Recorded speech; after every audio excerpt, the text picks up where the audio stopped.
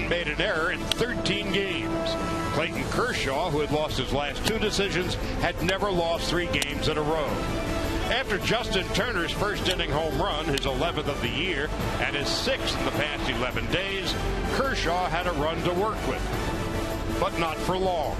Christian Yelich, with the first of his 4 hits on the day, would score on an Adeiny Echeverria single to right. And when Andre Ethier's throw skipped past Turner and Kershaw, it was the Dodgers' first error in 125 innings. A wild pitch later, the Dodgers faced a deficit from which they could not overcome. In the 2nd inning, Jock Peters's misplay cost another run. Yesterday, it was the Marlins' defense that was better than the Dodgers when it had to be. Today, Gold Glove winner Zack Greinke aims to change things.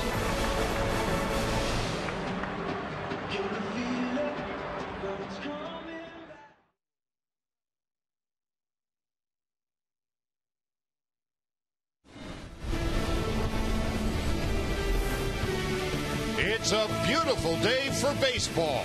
And live from Marlins Park in Miami, Florida, Sportsnet LA presents the Los Angeles Dodgers and the Miami Marlins in the rubber game of this 3-game series. Hi again, everybody. Charlie Steiner, Oral Hershiser, Nomar Garciaparra. Hard luck loss for the Dodgers and Kershaw yesterday. Speaking of hard luck, it's going to be Zack Greinke today. Greinke in his last 13 innings has given up no runs, 7 hits, 13 strikeouts, only 2 walks, but he hasn't won a game in almost 2 months. He is not. He is 5-2 with a 1.70 ERA, which leads Major League Baseball. He's putting together one of the best first halves in the history of pitching. The best might have been in 1999 when Pedro Martinez went 15-3 with a 2.10. Well, Zack Greinke could match those 15 wins if the Dodgers were getting him any run support. Only 12 runs they've gotten him over his last 9 starts, and without that support, it's been really, really tough. Yeah, they need to swing the bats for him, but they also need to sharpen up the defense. Yesterday, very uncharacteristic of the Dodgers. Going into the game yesterday, one of the top defense in the National League. And it's not, to me, it doesn't bother me too much because these were more mental, and it's easier to clean up the mental mistakes than the physical ones. There was Clayton Kershaw, should have backed up third base over on that one. And this one, you just take your eye off the ball by Jock Peterson. I think they're going to get back on track defensively today, but most importantly, they need those bats. Yasiel Puig back in the starting lineup today, and for the first time this season, he is batting cleanup. We'll attend to the rest of the lineups and the first pitch when we come back to Miami.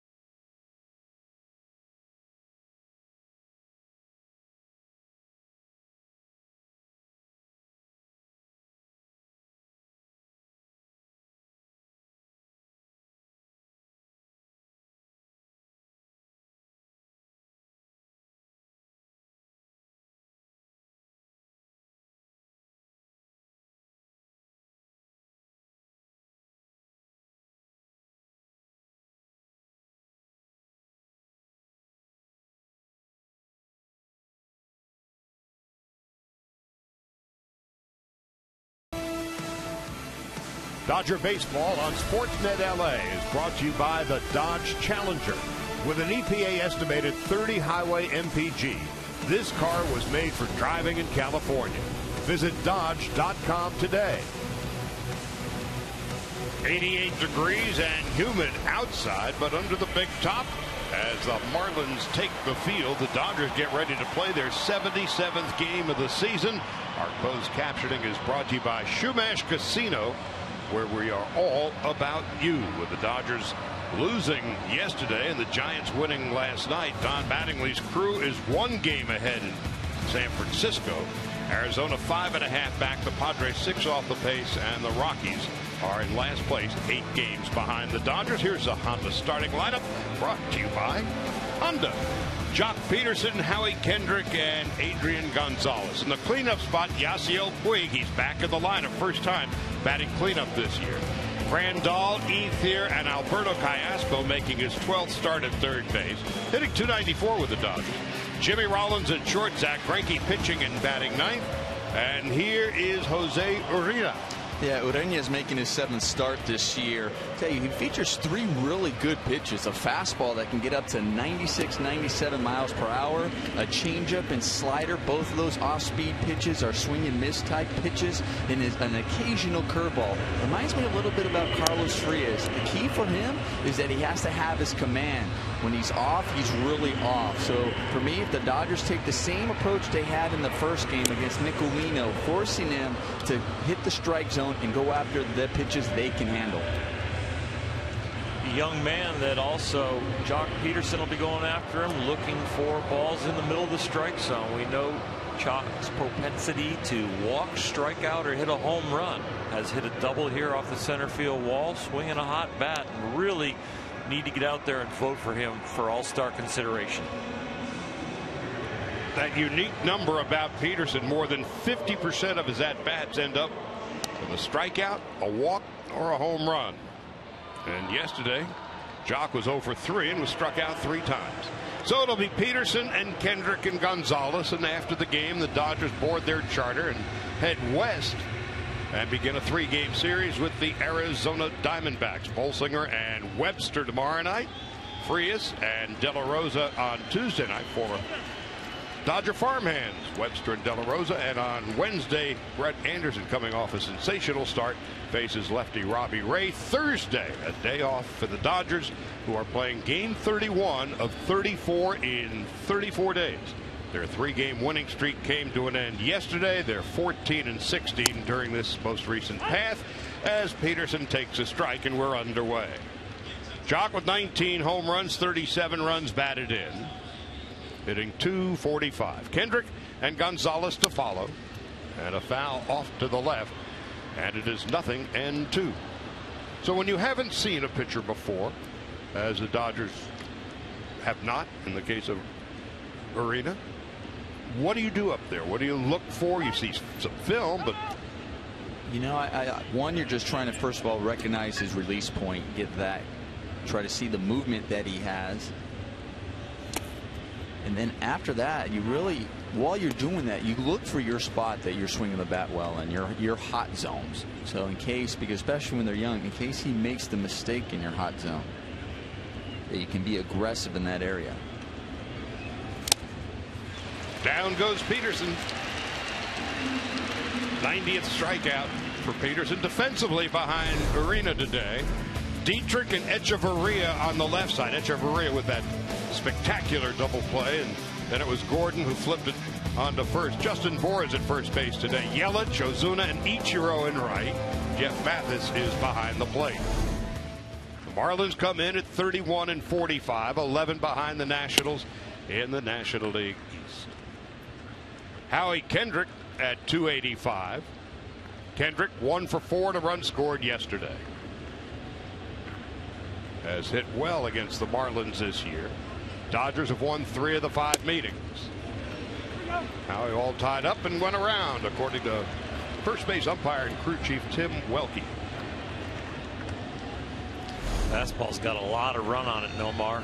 And this is what ties him up, because he's thinking it's going to be on the inner half, something he can handle, and he noticed the late run to it.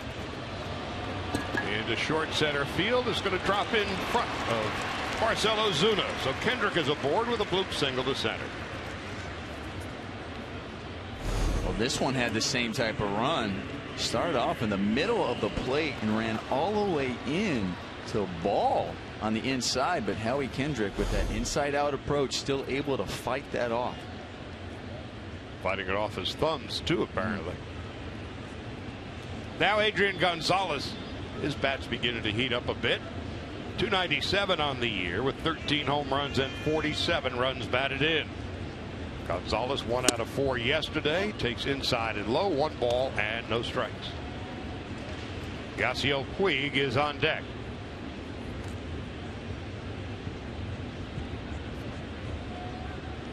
Marlins saw their 5-game losing streak come to an end yesterday with their 1-run win over Kershaw. 1-1. Can't pin the rap on Clayton yesterday. 1 earned run in 7 innings, 9 strikeouts and no walks.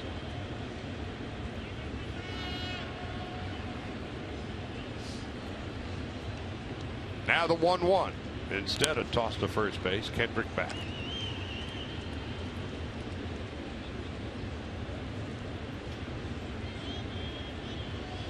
Arena out of Santo Domingo. He'll turn 24 in September. Hard ground ball. Bohr makes a terrific play. There is 1 and there is 2. Gonzalez hit it right on the button, but right at the giant first baseman, Justin Bohr. He's a big fella. No runs, 1 hit, nobody left. Now Zach Greinke hasn't won since May 5th. He'll be facing Gordon, Yelich, and Echeverria when we come back.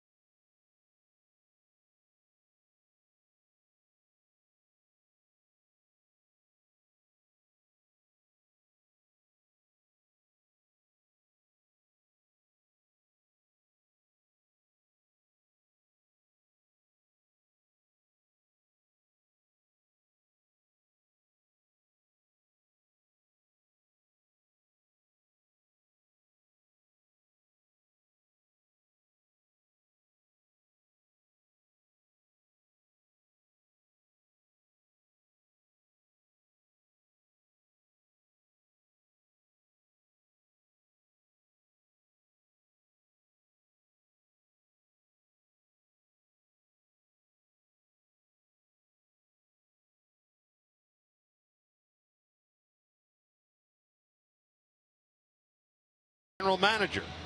Well, 38 games in, that all changed. Mike Redmond was fired. The Marlins were 16 and 22 under Redmond. They are 15 and 23 under Jennings. And here is the Honda lineup that Jennings has put together. D. Gordon has more hits than anybody in Major League Baseball. Yelich and Echeverria. Ozuna in the cleanup spot. Dietrich at third. Justin Bohr at first base. Ichiro batting 7th and right. Jeff Mathis catching. And Zach Greinke, the 31-year-old right-hander, looking for a friend and looking for a run. He's only got 12 runs over his last 9 starts in support. But the thing that Zach has done so well with his 1.70 Major League Baseball leading ERA, putting together one of the best first halves in baseball history other than the win column. Into short left, Rollins racing out, can't reach it. So D. Gordon is aboard with his 112th base hit, and nobody in baseball is even close. Maddening to have a guy with that kind of speed bloop one in. Howie Kendrick got a bloop hit for the Dodgers in the top of the first. Here, this well-located fastball gets in on D's hands and just gets over The outreach hands of Jimmy Rollins, who made a nice break on it, but just perfectly placed.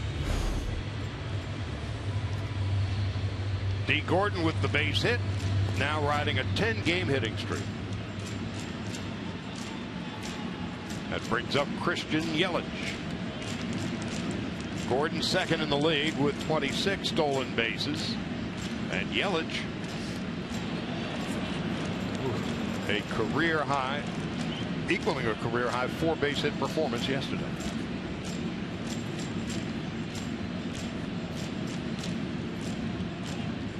Echeverria on deck. Dodgers clearly concerned about the speed of D. Gordon. 26 stolen bases. He has been caught 10 times. Stole one on Friday night. So already Gordon's mere presence on the base paths has caught more than a passing glimpse from Zach Greinke.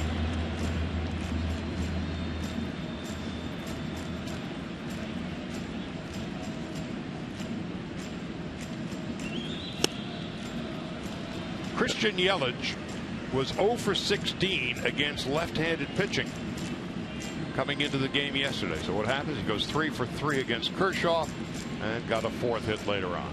So he's getting hot.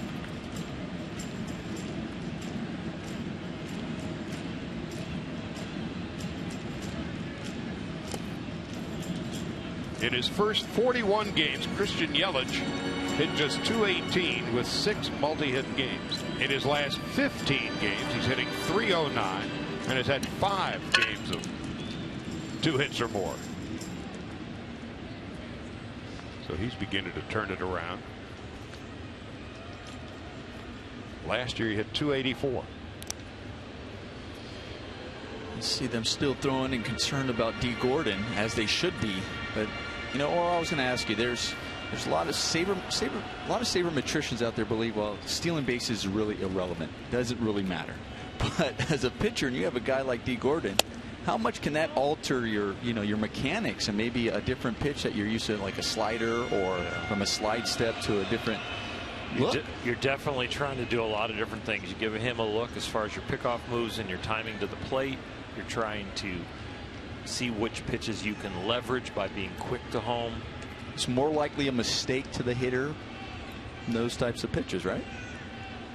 There goes Gordon, swing and a miss, throw to second base, and he is out at second base. Yasmani Grandal throws out the 10th would-be base stealer of the year, and he gets Gordon by a pretty good sum. So much went into this, catching him stealing, preventing the jump by showing different looks by Zach Greinke, then him being quick to the plate here for the release, and then Yasmani Grandal does a nice job getting rid of that ball. And the pitch, a fastball away off the plate, acted almost like a pitch out, and D. Gordon is out by a lot. Perfect throw.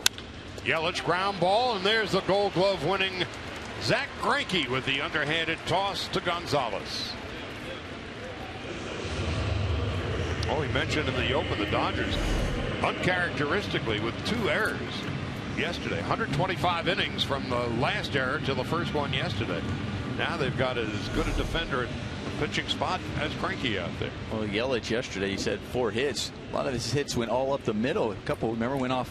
One went off of Clayton Kershaw's back. But it's not Clayton Kershaw. That's Zach Greinke, who's always in a ready position after he releases the ball. Echeverria riding a 5-game hitting streak at .287.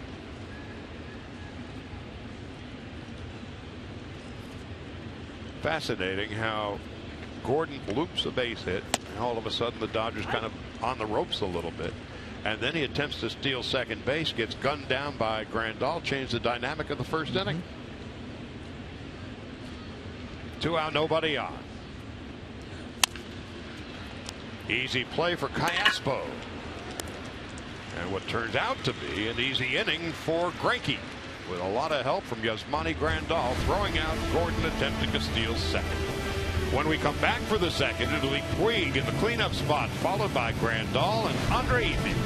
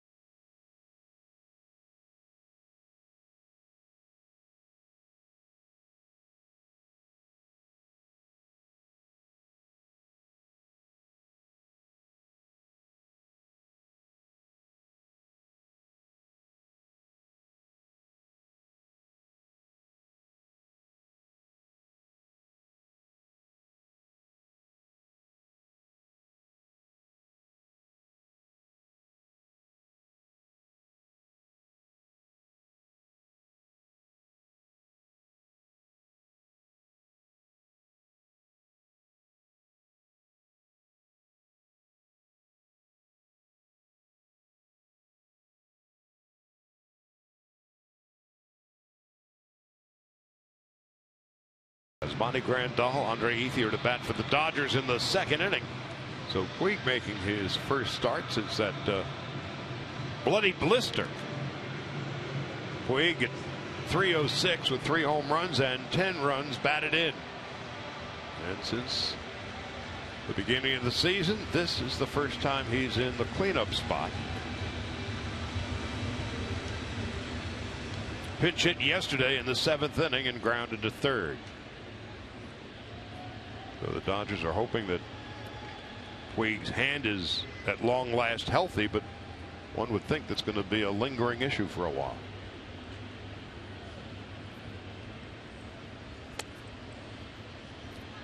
Oral, did you ever deal with blisters as a pitcher? A little bit, especially during the humid months, June and July.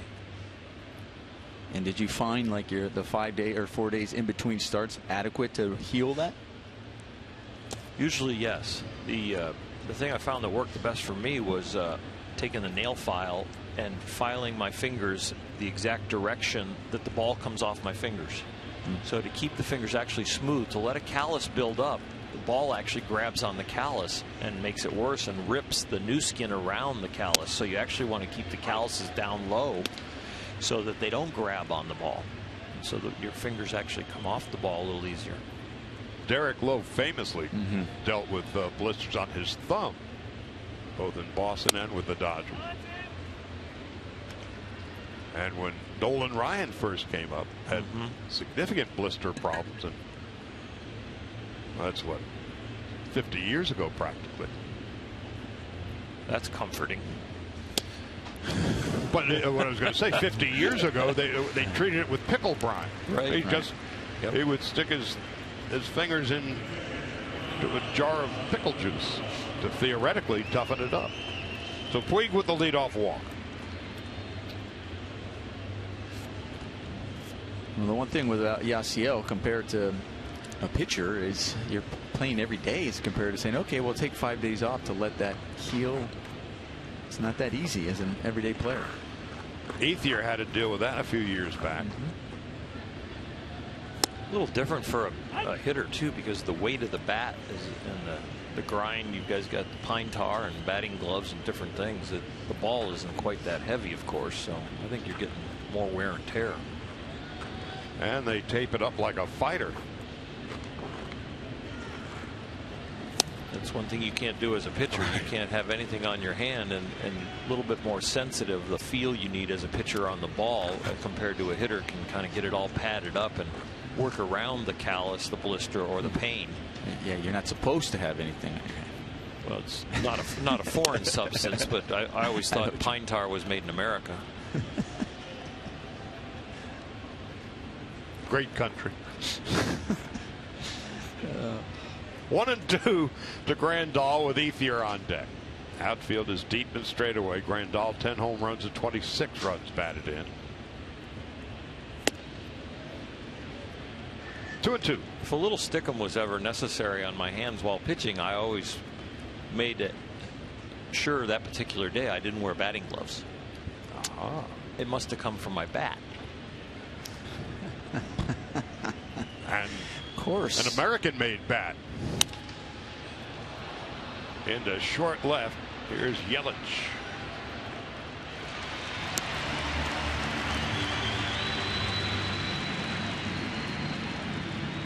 Yelich, a Gold Glove winner last year. Pride of Westlake High School. Valley boy. Now Andre Ethier is going to be heading home along with the Dodgers after the game tonight. Of course, Andre grew up around Phoenix, played at Arizona State, made his major league debut against the Diamondbacks at Chase Field. And in point of service, nobody's been around the Dodgers longer than Ethier in his 10th season now.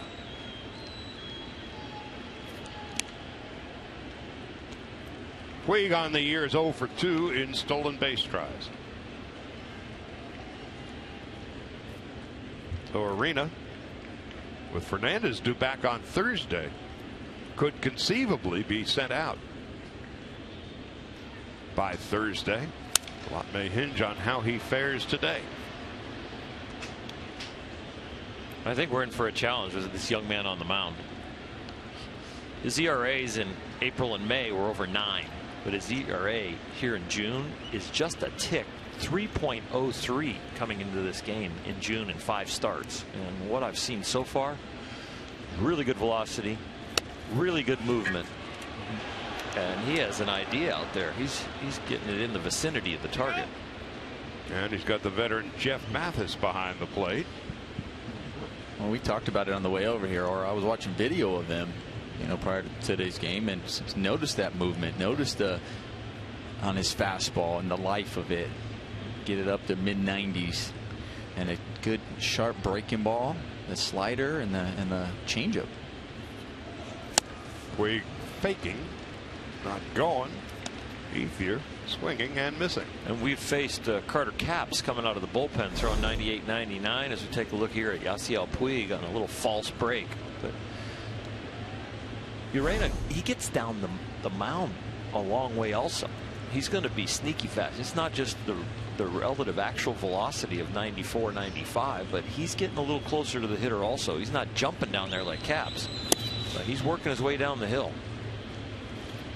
That's one of the keys to the success of Kenley Jansen.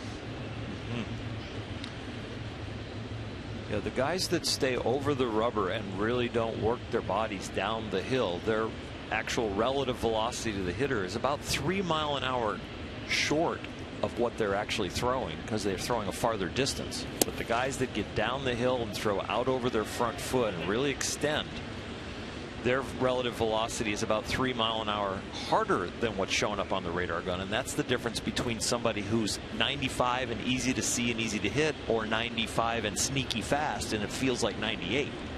Now let's see if Puig goes with the full count. Nope. Arena's issue, again, he's a young fellow, just 23 in 37 innings. Has walked 13 batters. He's already walked 1 today. Alberto Callaspo has done a nice job since coming to the Dodgers. Awaits.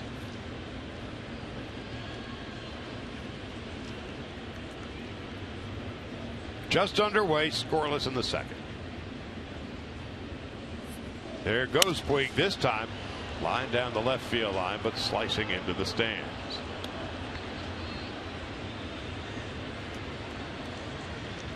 You're talking oral. Yes. As Nomar about watching tape on the bus. Yep. I'm remembering way back when the revolutionary Tony Gwynn would carry a tape machine with him on the airplane to watch. Now you just line it up on the telephone. Maddox did that too. The first television room for the Dodgers, I had to petition Fred Clare for money to put the satellite dish on top of the elevator corridor at Dodger Stadium, and then we got 2 24-inch screens and 2 VCRs put into a closet where we could start watching visiting teams that we were going to go visit on the next road trip. Now on 3-2, Puig goes again,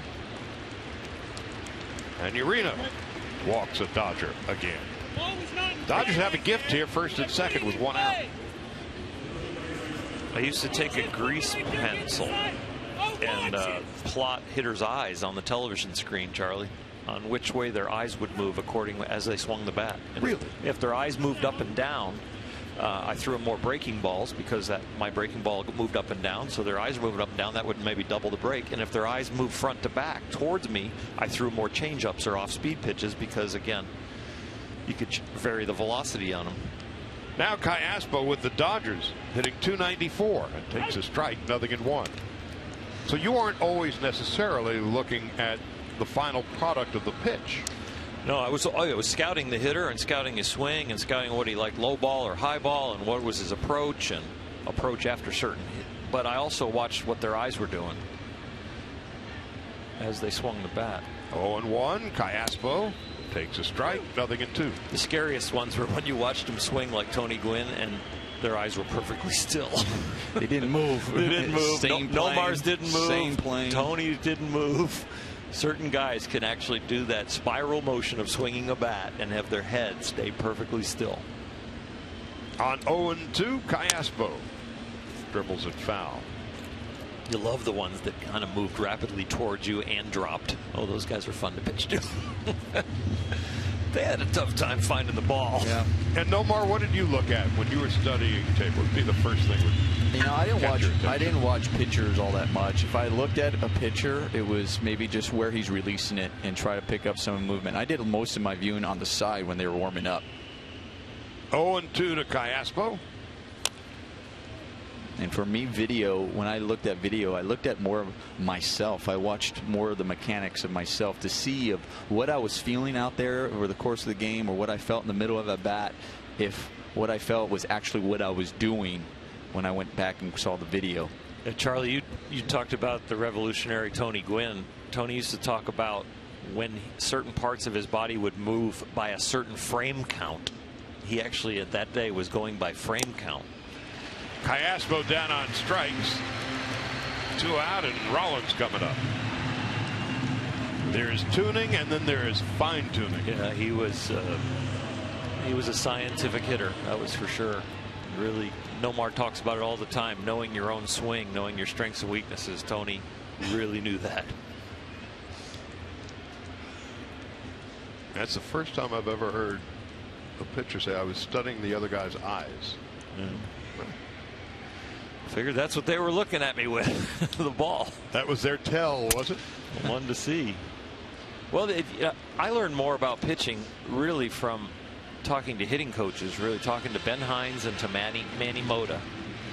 You know, when I talked to Ben Hines and Manny Mota about pitching, I really talked to them about hitting, and I'd stand and watch batting practice with them. I'd always petition Tommy Lasorda to not shag. I wanted to come in and watch batting practice at the cage with my guys, with our hitting coaches, and then I would whisper to them as they were after done working with certain guys, why are you working with that? Why is he having trouble with that? Well, his hands are doing this, so he's coming inside the ball.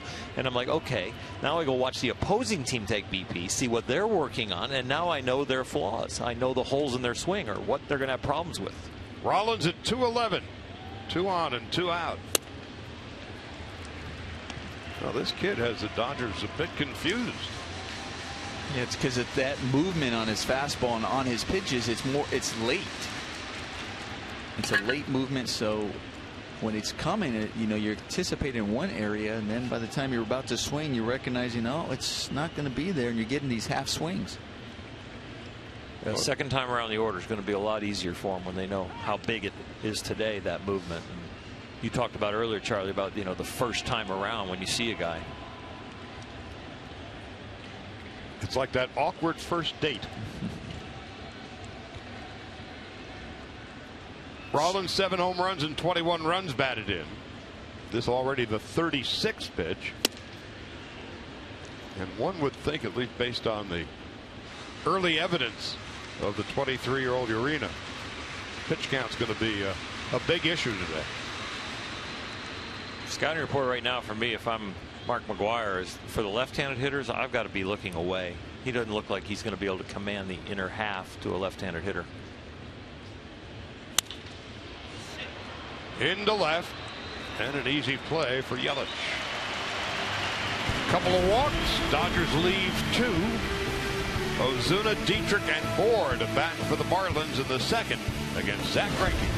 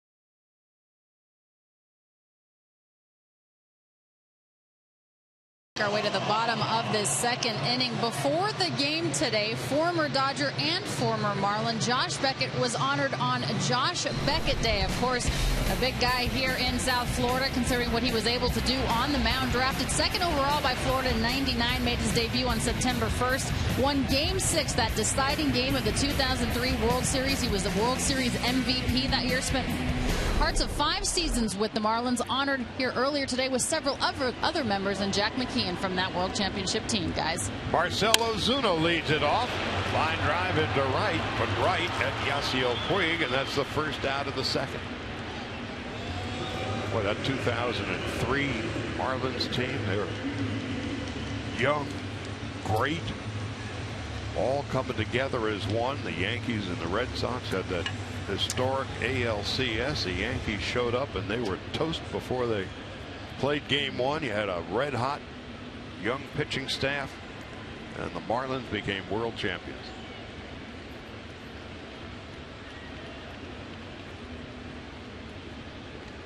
Here's Derek Dietrich, the third baseman, and he takes the ball outside. 1 ball, no strikes.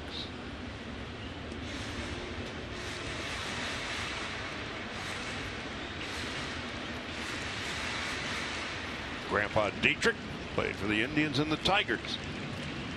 Grandson Derek, 9 out of 34. Scoreless in the bottom of the second. You know, Greinke hasn't allowed a run in his last 2 starts. 13 innings, no runs, 7 hits, 13 strikeouts and 2 walks. Somebody find him a run. It's not even laughable anymore. it's downright offensive, or lack of offensive, I guess. A 1-loss record is probably the least best indicator of how well a pitcher is doing. There's too many situations over which a pitcher has no control.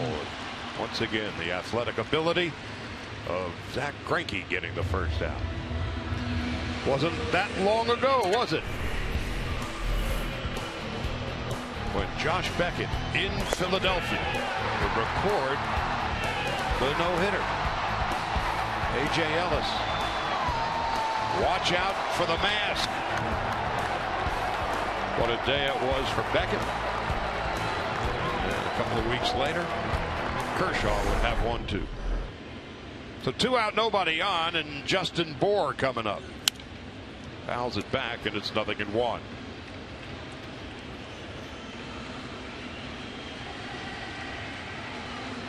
Talking to Beckett through the end of last year, even early this year. Still loved to pitch. He said the healthiest day of the week was the day that he pitched. It was the 4 days leading up to getting ready to make that performance that was so difficult for him.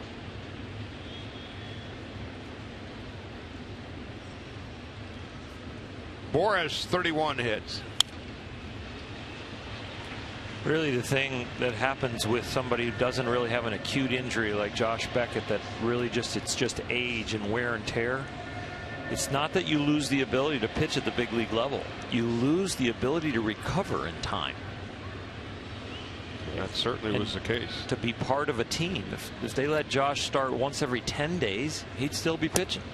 Maybe even once a week. Once every 7, his body could recover in time. But to do it every 5th day, you just can't. The bath water just starts filling up, and all of a sudden just overflowing, and you got leaks everywhere in your body. Bour down on strikes. First strikeout of the game for Zack Greinke, who retires the side in order. Zack will lead off in the 3rd. He'll be followed by Peterson and Kendrick.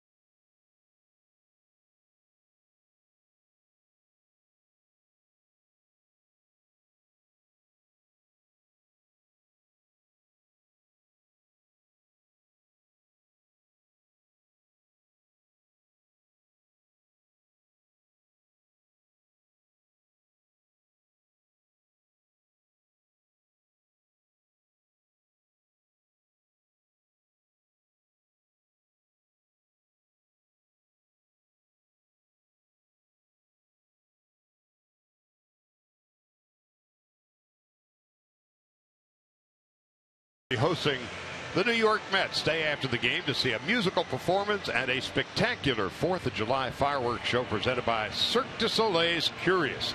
For more information, go to Dodgers.com/promotions. Zach Greinke, Jock Peterson, and Howie Kendrick will be batting here in the second. You see the heavily bandaged left hand of Yasiel Puig, who's in a better mood about the hand today than he has been in a while. So Greinke steps in. He's 5 for 30. A double and 4 singles. And he takes a good rip and fouls it back. It's 0-1.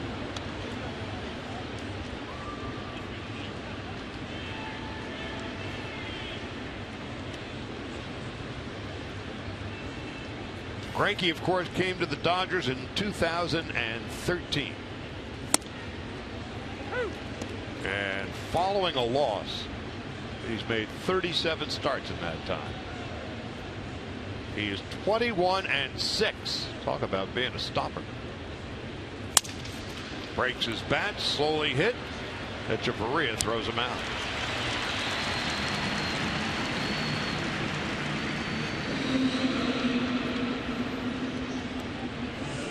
For Josh Beckett, it's been a happy homecoming on this Sunday afternoon.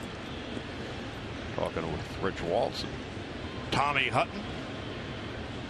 Beckett really enjoyed his time with the Dodgers. Why not? Threw a no-hitter.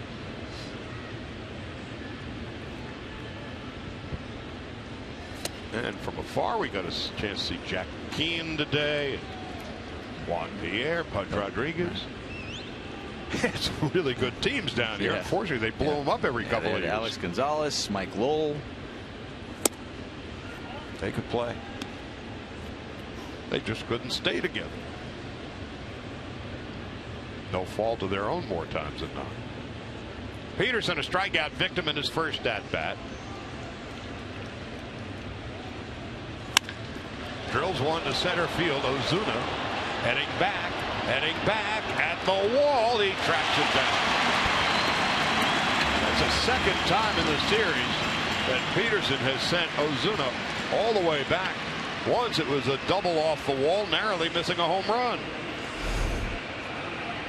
Well, one, it looks like, I mean, we've seen Jock hit them a long way, and this one seemed like it just hung up in the air. First off the bat, you're going, this might have a chance to get out, and thinking that, but then it hangs up there almost as if, I mean, it's enclosed here, almost as if there was wind blowing it down from center field, but it just kind of stopped. The air conditioning was blowing in. Now Kendrick with 2 out and nobody on. We were talking about yesterday how they thinking about, you mentioned about maybe changing the wall in center field. I think that might be a home run next year if they decide to move it in to about a 400 or 403. In the hole and into left field for a base hit. Howie Kendrick is 2 for 2. That was the left field there. Charlie, we were talking about it, how a lot of his hits go to right field. You couldn't remember the last one he pulled one. He's like, listen, I can use all fields. Here we go. Inside. You know, the last time he got jammed and was able to fight it off to get the base hit. This time, you know, adjusting, knowing, okay, if it comes in, I got to get the barrel out there quicker. And he pulls it in the hole. Kendrick getting hot. He was 4 for 5 on Friday night. 1 for 4 yesterday.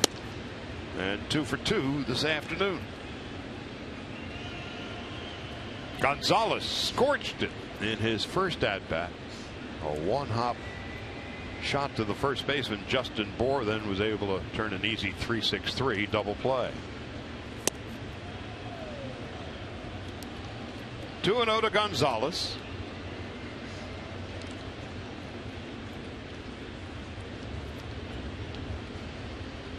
I think Adrian will look for a fastball away and look to pepper the left center gap right here. He's going that way and fouls it off. He's down a little bit, made him reach for it, so barrel head dropped a little bit. If that ball was up, he was going to be all over it. Watch where the contact is on the barrel right there. It's about 3 inches from the end. So if that ball's a little higher, he's going to be right in the sweet spot. On 2-1. Now it's 2-2. That was the one.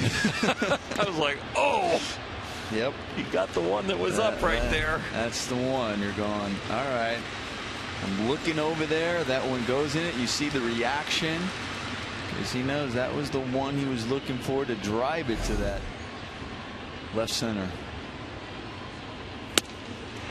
Arena comes back to strike him out. 3 strikeouts for the 23-year-old right-hander. No runs and 1 base hit. We have no scores. We go to the bottom of the 3rd. It'll be the bottom 3rd of the Marlins lineup coming up. Ichiro, Mathis, and Arena.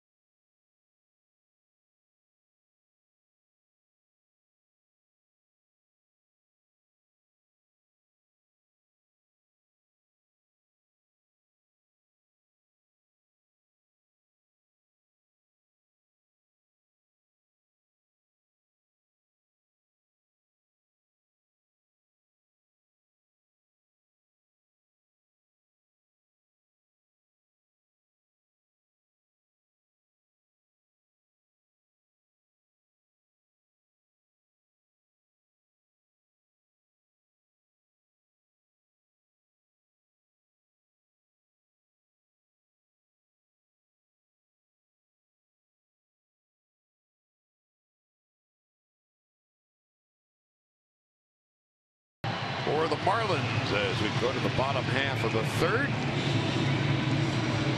And now that he's going to be playing a lot, what with the injury to Stanton, there is a huge Japanese media contingent that will be following him quite a while now. Ichiro 1 home run and 11 runs batted in. In Japan, he had 1,278 hits.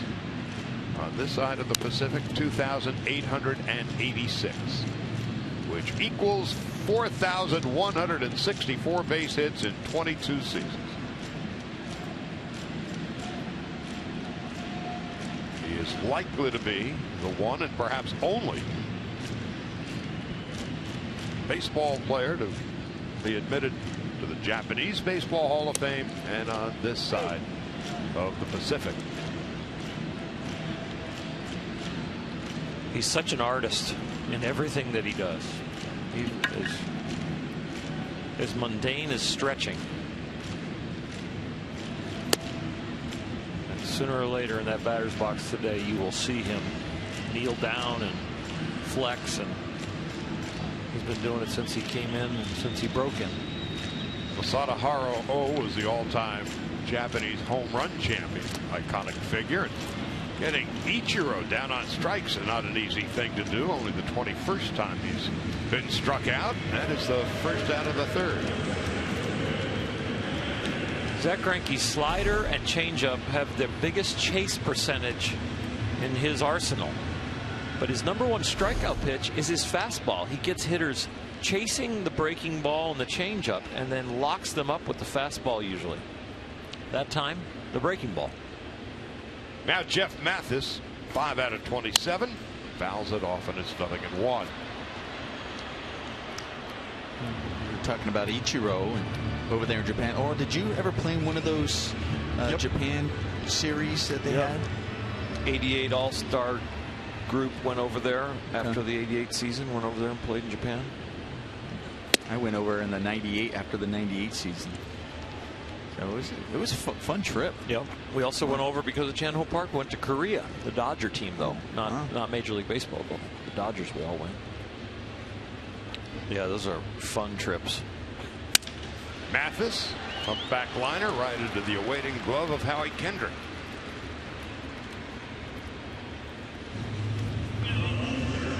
So Greinke so far so good. 28 pitches, 20 strikes, 2 strikeouts. And Jose Urena stepping in. 10 at bats, and he's been struck out 7 times.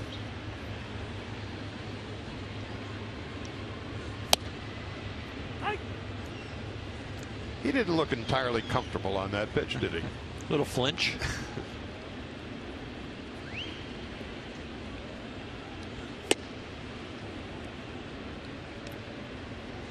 One and one. He reminds me a little bit of Pedro Estacio in the box. Pedro didn't look too comfortable either. Almost as if he wanted to be someplace else. Yeah.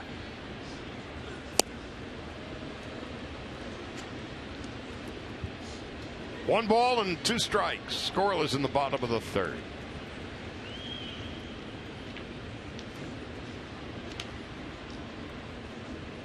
Next stop for the Dodgers, Arizona. Thank you and good night. 3 strikeouts for Greinke, who has retired 8 straight. We'll go to the 4th. He still needs a run to work with.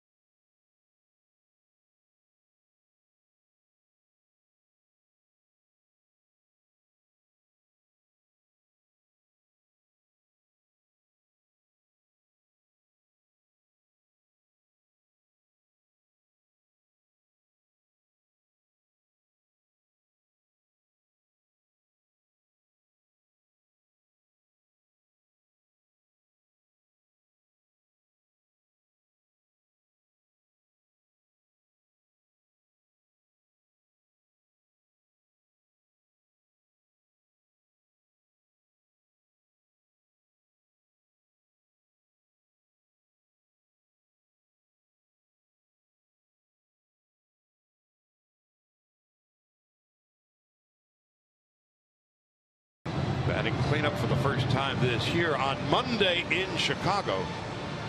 He didn't just pop a blister. He opened it up on that swing. Looked down, and all of a sudden there was kind of blood going through that leather glove. And then it got really nasty. So much so they taped it up, couldn't fit into his regular glove. So they got one that gave him a little more room. And so he's making his first start since Tuesday. Walked in his first at bat and batting 4th for the first time this year. It'll be Puig and Grandal and Ethier to bat in the 4th.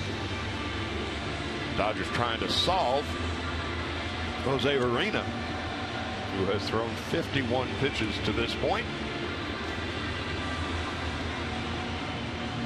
And 32 for strikes. Well, Charlie, we were talking about it, how hopefully the second time through they have a better idea of the movement that Urena has on his pitches. His fastball, his off speed. And maybe that second time through now they can then estimate where their sights, where they want their sights to be. 3 strikeouts and 2 walks so far. Puig with a walk, Ethier with a walk. Dodgers with 2 hits, and Kendrick has both of them. There is a bit of Carlos Frias to arena and how he goes about his business.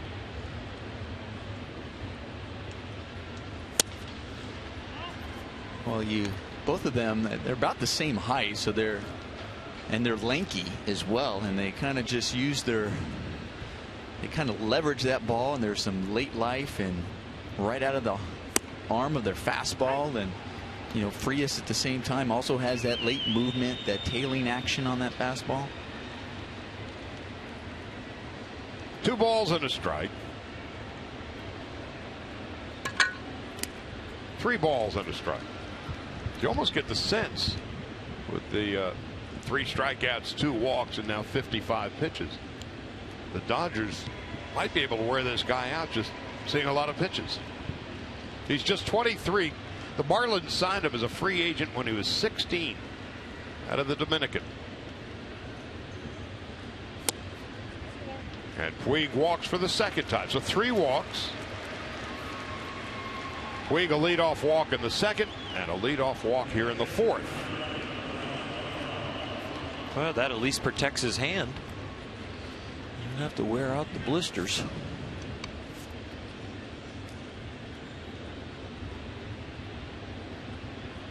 Now Greinke steps in. Fly to left in his first at bat. And a fly ball to left field. Yelich with plenty of room.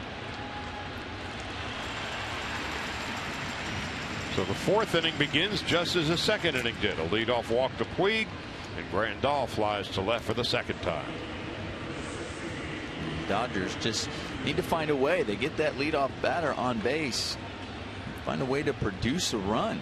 Well, they've gathered the information, Nomar, from the first time around the order, and this second time around the order, Jock Peterson, long fly out to center, maybe 405 feet, right? Howie Kendrick gets a base hit trying to turn on a fastball because he doesn't want to get jammed again, hits it in the 6 hole. Adrian struck out, but he had a couple pitches to hit, and he knew exactly where the ball was going, just couldn't square it up. And Yasiel gets the walk, and Yasmani looked for the fastball away. Ethier fouls it off. They're starting to get an idea where the ball is and what kind of movement it is. You just got to square it up consistently with, like you said, with somebody on base. Andre Ethier in 59 games against the Marlins has a higher batting average than any other active player. 376. And he takes a strike. In 59 games, 8 home runs, 38 runs batted in for Ethier. Well, Andre didn't like this pitch, and we're going to have a look on pitch tracks where it does catch the inside corner for a strike. 0-2. Puig leads from first. Ethier takes high and away.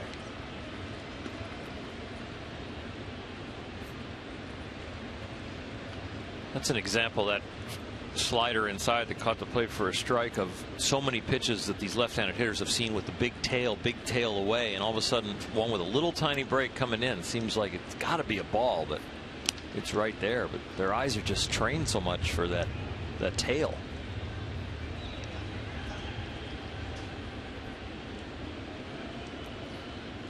Yasiel has been kind of playing around over there at first base, looking to see if he can get a jump. Let's see if he's still thinking about trying to go. Showed no inclination that time. Nope. Boy, did Andre swing the bat well yesterday. He hit the ball hard a lot. That was a hard 0 for 4. It was.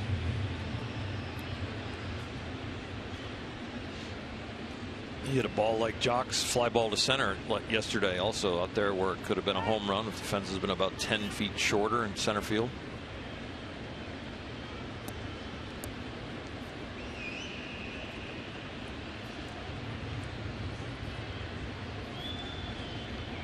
One ball, 2 strikes, and 1 out.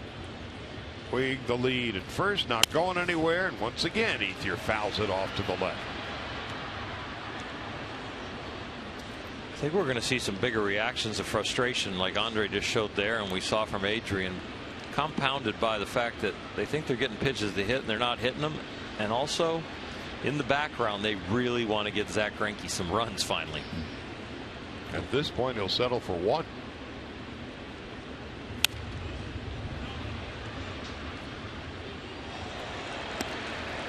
We talked about it last start as Zach Nomar as it starts to get mental for the offense.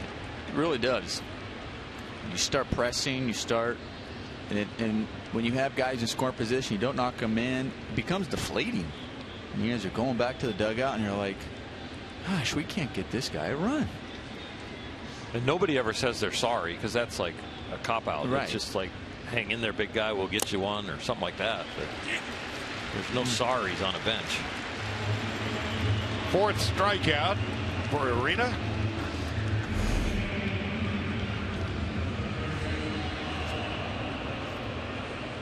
He gets a piece of it, but Mathis able to hold on to it.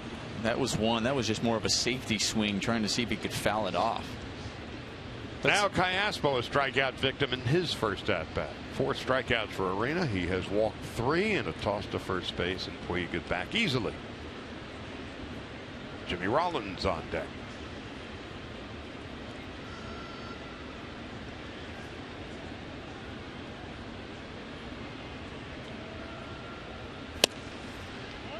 Up and away. 1 ball, no strikes. He's got a little Jose Rio in him. He's got a little Joaquin Andujar in him. Little Ramon Martinez. Little Ramon Martinez. He's got that whippet thing going. Yeah. Long and lean. Yep.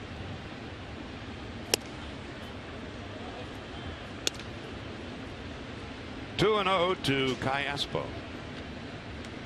Well, the Marlins knew they had something when they signed him when he was 16 years old.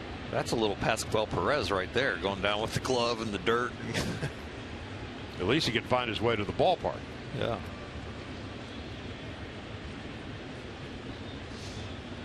What he does have going is a shutout. 2 out, top of the 4th.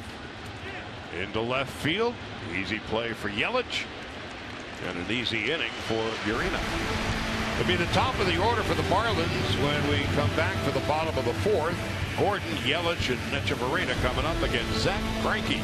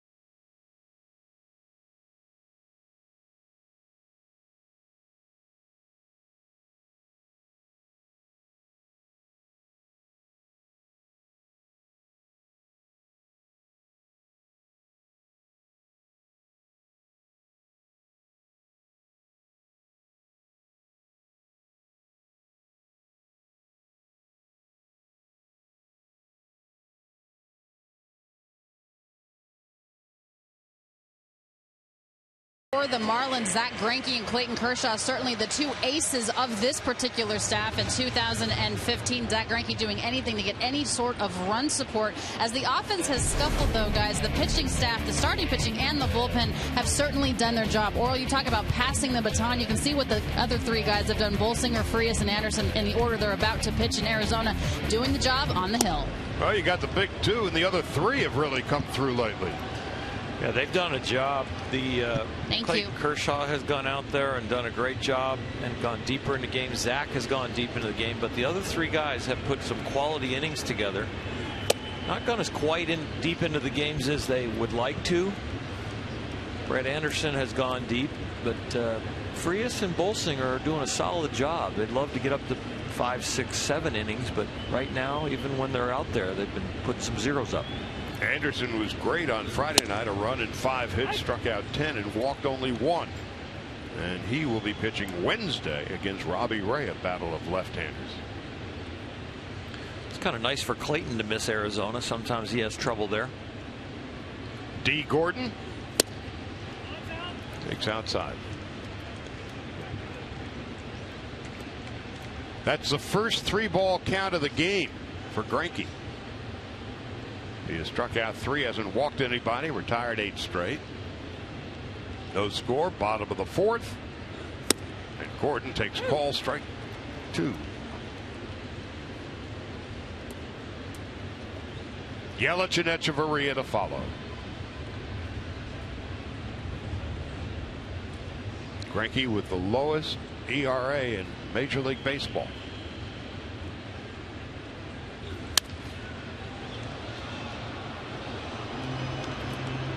And getting lower by the moment. Down to 1.65. Came into the game with the 1.70 that led MLB. He's dropping it every inning.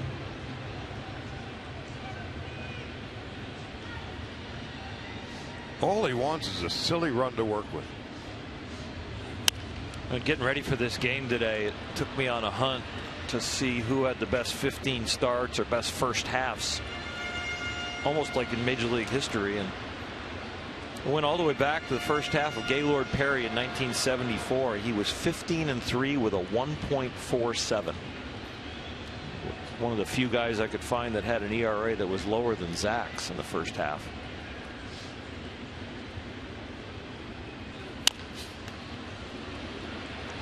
Greinke quickly off the mound. Of course, Gaylord Perry had great stuff. He had nail files. He had and good old-fashioned American-born saliva. Yep, but I think all those nail files, once again, were all made in America. That's so right. They weren't foreign, exactly. Right. According to Oral. In '99, you had Pedro Martinez 15-3 with a 2.10. And then Roger Clemens in 2000 was 12-5 with a 2.42. That's way above Zach's now 1.64. That's 0.7 of a run. Yeah. 2009, Randy Johnson 14-2 with a 1.80. But that's you know, Zach's ERA's below that, and he should have 15 wins if he was getting more than 12 runs of support over 9 starts. Greinke in his first 6 starts this year, when he went 5-0, is averaging about 6 runs of support per game. But in his last 9 starts, less than 2 runs of support per game.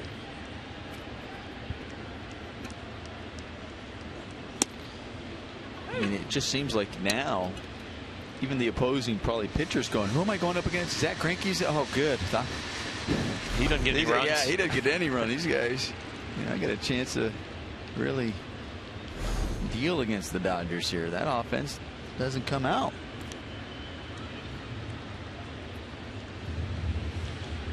Two balls and 2 strikes to Yelich. Greinke had 44 pitches, 30 of them for strikes. 3 strikeouts, no walks, and 1, count them 1, 3-ball count.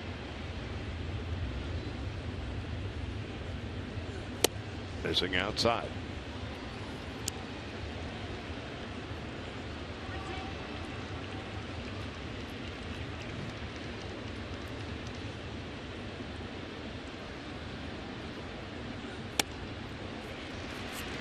And Yelich takes a walk.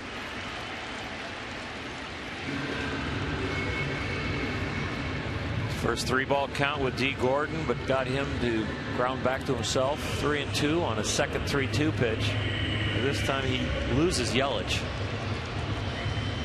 On the year, Greinke with 91 strikeouts, and that was just his 20th walk.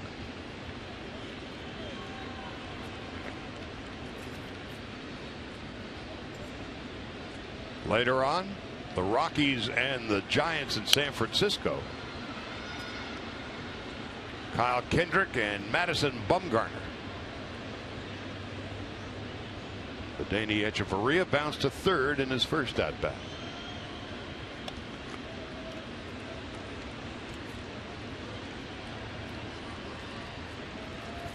Thursday like a mirage off in the distance. The Dodgers actually have a day off. That is a mirage. I wonder if that day off is going to feel like those days off in like September or August. That's such a long road trip or such a long span without a day off. You know what those feel like, or where it's like your body ends up like shutting down a little bit. You're like, gosh. And then it's the next day. It's tough to get back up. Dodgers have had one day off since May the 28th. And that day they were traveling.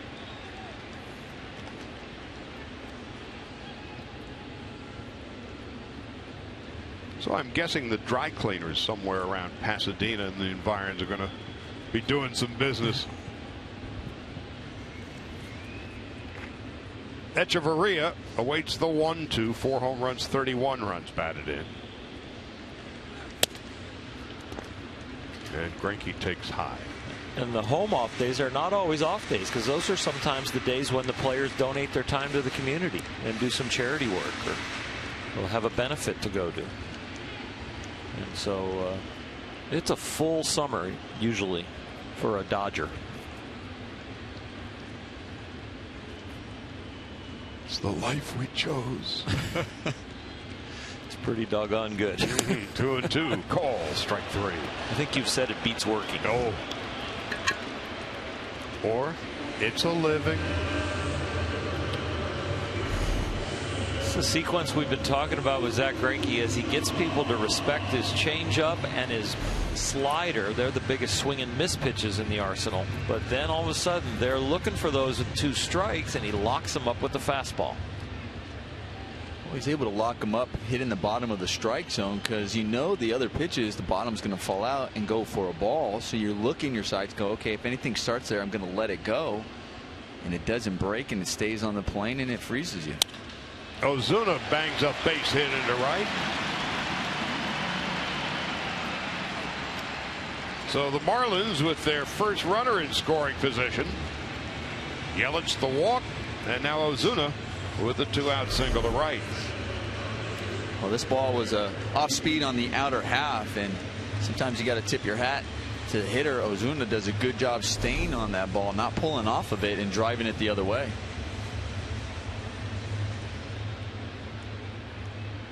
Just the second hit given up by Greinke. A leadoff bloop single off the bat of Gordon in the first, but he was caught stealing by Yasmani Grandal. The Yelich walk, the first base runner since then, and now the 2-out single for Ozuna as Dietrich bounces to second base, and Kendrick will throw him out, and that will end the inning. No runs, a hit, a walk, and 2 men left. When we go to the 5th, Rollins, Greinke, and Jock Peterson will bat.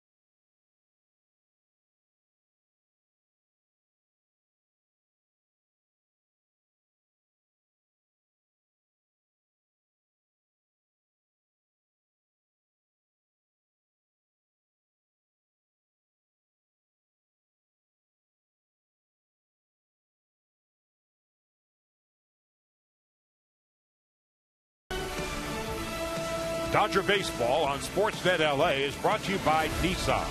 Choose Nissan today. for great offers on our most exciting lineup ever. Shop at ChooseNissan.com. And by DraftKings. Play daily fantasy baseball for free on DraftKings.com. Use promo code BLUECREW for free entry. Last year, the Dodgers and the Marlins split 6 games. Dodgers 2-1 at Dodger Stadium and 1-2 here in South Florida. This year, the Dodgers took 2 of 3 at Dodger Stadium. And this is the rubber game of the 3-game series as we begin the 5th. Each side with 2 base hits. Each side with the grand total of 1 runner in scoring position. So the pitchers have been terrific. And Rollins begins the 5th inning. Taking high, 1 ball, no strikes. Jimmy fly to left field in his first at bat.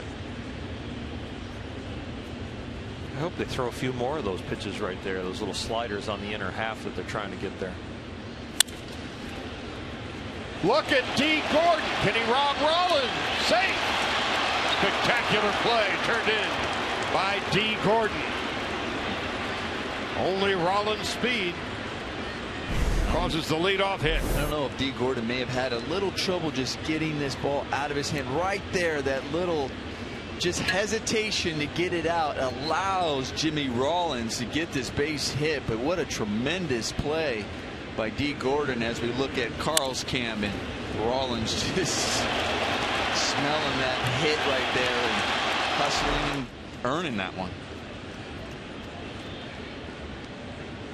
So D. Gordon having just a great year down in Florida. Of course, he grew up in this state. And his grandmother finally gets a chance to watch him work. Greinke said, you take it. Rollins will go to second on the sacrifice.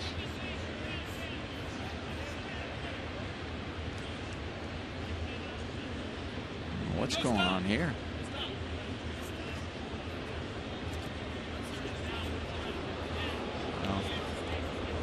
Crew chief Tim Welke. Oh, yeah, there might have been a balk call. Yeah, that's exactly what was called. You're right, Oral. They called the balk here. I don't think he stopped. Yeah, no. Yeah, nope. No stop. We called the balk. And you saw home plate umpire Todd Titchener immediately point to the pitcher. So the Dodgers get a break. Now Zach's going to try and bunt it down third instead of first.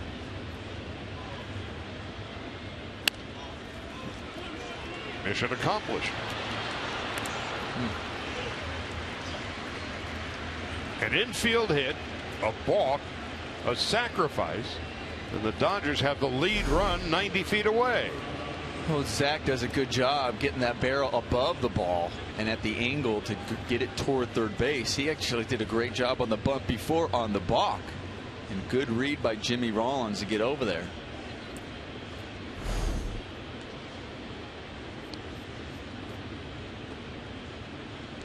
Dan Jennings is playing his infield back in this scoreless affair. And Jock Peterson with a chance to give the Dodgers and Zach Greinke a run. Say that again, Charlie. I know. You know what? Everybody in that dugout, I was like, come on, can we knock him in? This guy deserves at least one. Let's go. Peterson is 0 for 2. Rollins leads from third.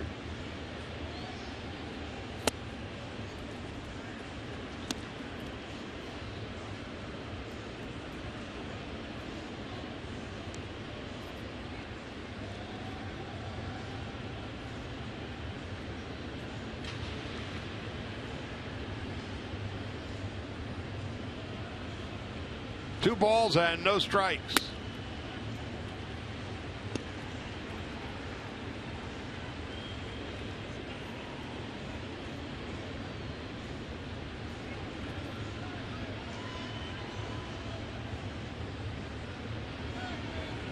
Three balls and no strikes. Kendrick is on deck.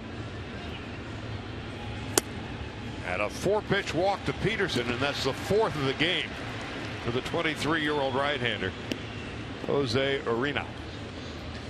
He didn't want any part of Jock there. He was walking him or going to let him swing at a pitcher's pitch, setting up the possible double play here. Well, we saw yesterday how impactful a double play was against the Dodgers as they turned an unbelievable one in that 4th inning against Yasmani Grandal. And the Dodgers would have all of 2 base hits after that inning ending and rally killing double play. That was in the 4th inning yesterday.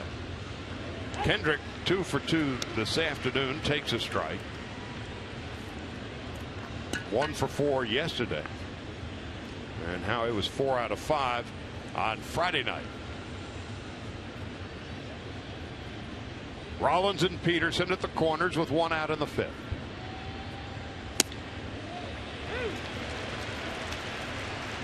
This is a first at bat maybe this year where I've seen Howie's looking in.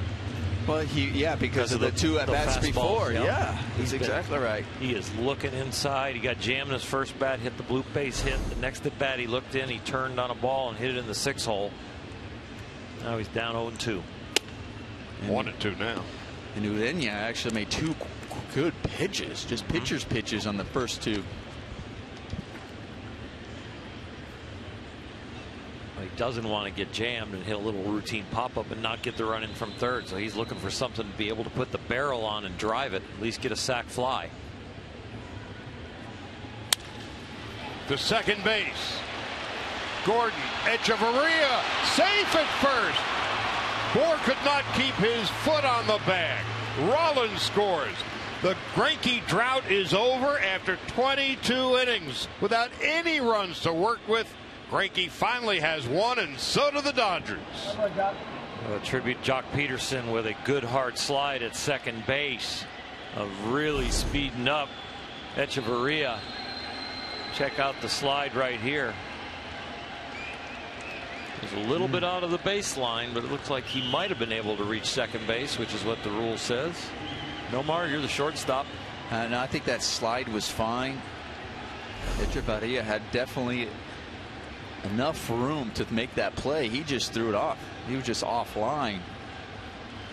And as big as Bohr's over there at first base, I thought he might be able to reach out and keep that foot on, but he definitely came off. And a break for the Dodgers. And an RBI for Kendrick, his 32nd. And the Dodgers lead 1-0. How's Greinke going to spend that run in all those places?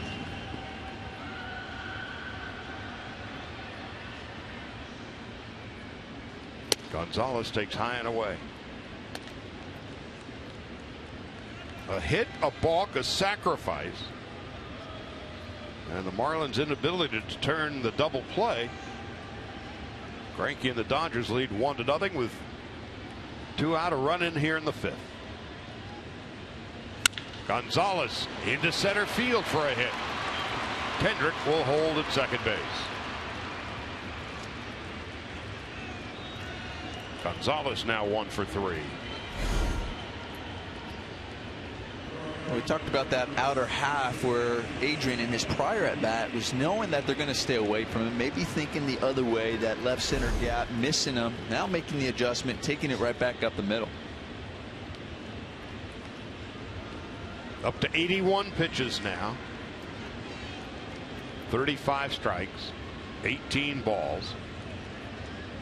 4 strikeouts, 4 walks, a run and 4 hits for the Dodgers. And here is Puig with 2 on and 2 out. Into left, and there's Yelich. Finally, 22 innings. A glass of water. He's been in the desert a long time. Greinke has a run to work with.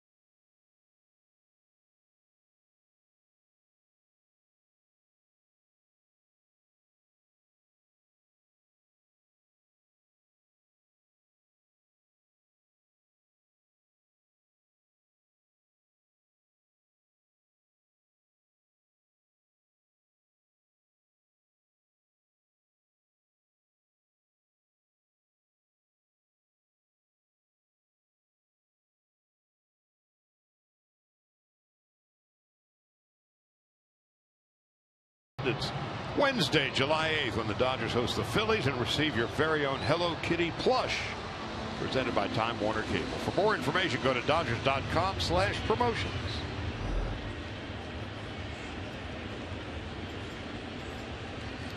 Greinke has a run. Now let's see what he can do with it. Justin Bour, Ichiro, and Jeff Mathis. In his first 6 starts this year, Greinke, when he went 5-0, got an average of about 6 runs per game. In his last 9 starts, less than 2 runs per game. And 22 consecutive innings without a run until the top half of the 5th. This is Greinke's 10th attempt to win his 6th game. Last time he did that, May 5th. 10th attempt to win a game, and during that time he's 0-2 with about a 1.7 ERA. They've gotten him a total of 13 runs in that span.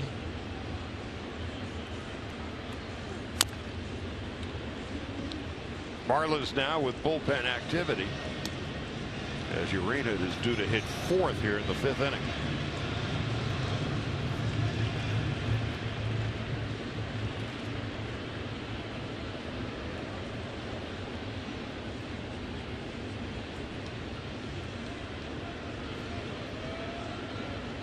Bour on 1-2.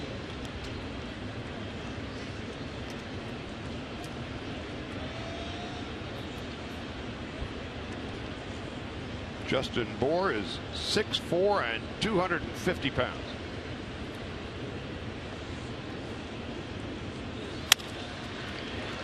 Perfectly positioned was Jimmy Rollins, and that's the first out of the 5th inning. How much does a pitcher just love that right there, Oro? Goes to your legs, and your shortstop's right there. Doesn't usually go through Zach's legs at all, but this one finds its way through the wicket. But Jimmy Rollins is backing up right there. He's protecting the middle, and because of the injury to Giancarlo Stanton, he just got out the #1 home run hitter on the Marlins, leading the team with 6. So here is Ichiro. Did something he doesn't do often in his first at bat. Strike out. There is an enormous Japanese contingent here today. The Japanese press corps has been significantly beefed up in the last 24 hours. Gonzalez will make an easy play, and there's 2 out. It is also, coincidentally, Japanese Heritage Day, and so they are following one of their all-time sporting heroes, Ichiro Suzuki.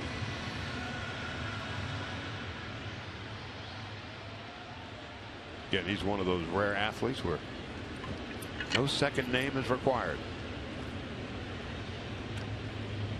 Now Jeff Mathis, whose second name is required.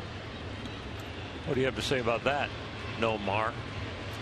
What? I think he's right. One name. It's you too.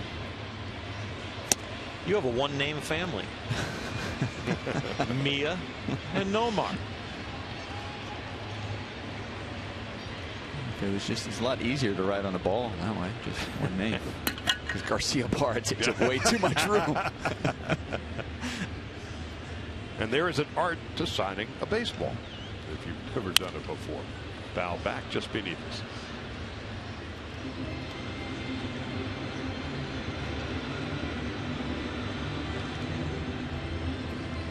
About Jared Saltalamacchia trying to sign a baseball. Fernando Valenzuela.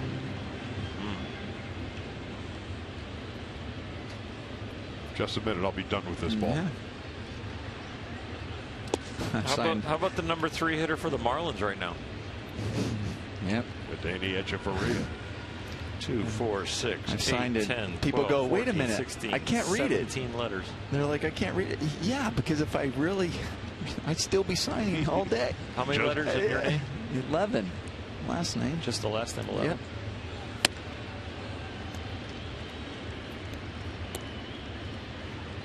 2-2 with 2 out to Jeff Mathis.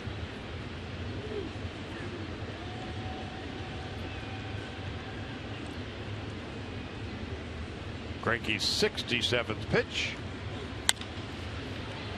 Into right, where he's got a long way to run it down, and he does in foul territory, and that ends the inning.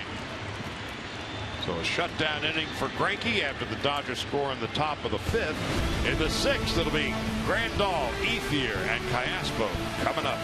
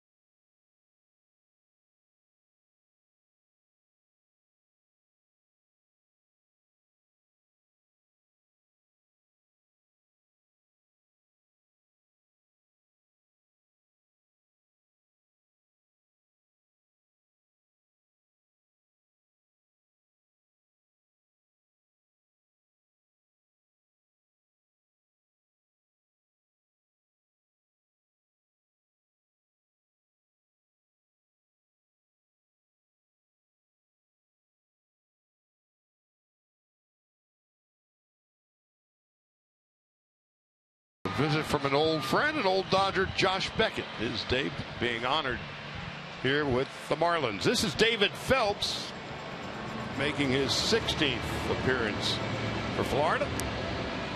An ERA of 4 1/4, 53 strikeouts in 78 innings.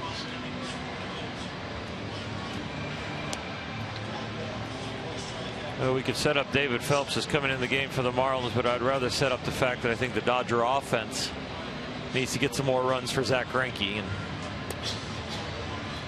some time for Yasmani Grandal, who's caught this gem that he's throwing, to come up to the plate and add some tallies. Nice to get Jose out of there. He was tough. He was, and you know the Dodgers got to break that last inning. I mean, they could have easily gotten out of that inning without scoring any runs. Something we don't see too often from this defense over here from the Marlins. Really solid, especially up the middle. The fact that Echeverria pulled off the first baseman. And that allowed Rollins to score on what could have, would have, should have been an inning-ending double play. It was Grandal yesterday who bounced into the double play that was started by Echeverria. Dodgers had scored a run in the 4th, and if it gets past him, Dodgers take a lead. The game takes on an entirely different dimension. But after that double play in the 4th, the Dodgers could get but 2 base hits the rest of the way. Grandal has flied to left twice today. 1 and 2.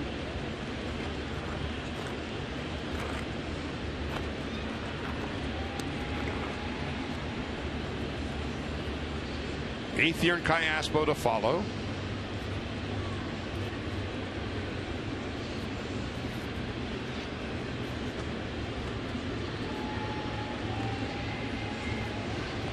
Grandal, 10 home runs. Takes a call, 3rd strike, first down in the 6th.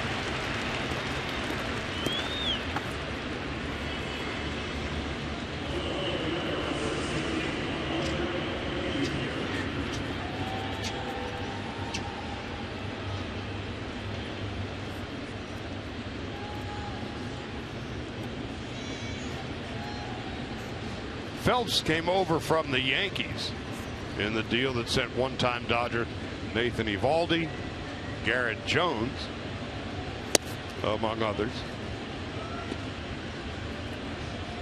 The big fish in that trade was Martin Prado. But Prado now on the disabled list. Ethier a strikeout and a walk today. Takes a strike at the knees and is 1-1.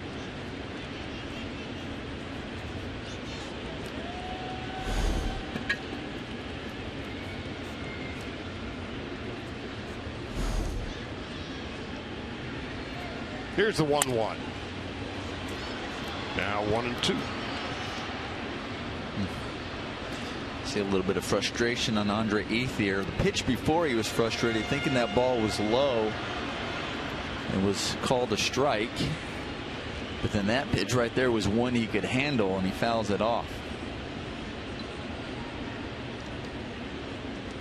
Phelps on 1-2, and Ethier breaks at bat and rolls to Gordon. There's 2 out.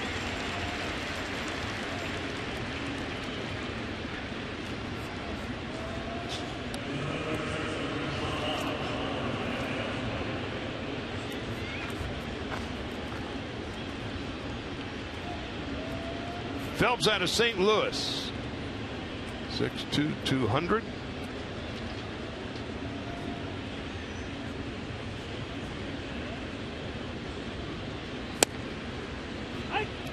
A Yankee until this winter. Callaspo has struck out and flied to left.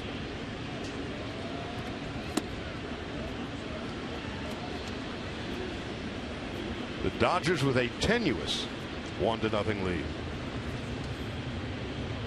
Greinke once again brilliant in 5 innings, just 67 pitches. But he's got 1 more run to work with than he has in the previous 22 innings. It's not exactly living large. Now still get him some more. He deserves a lot more.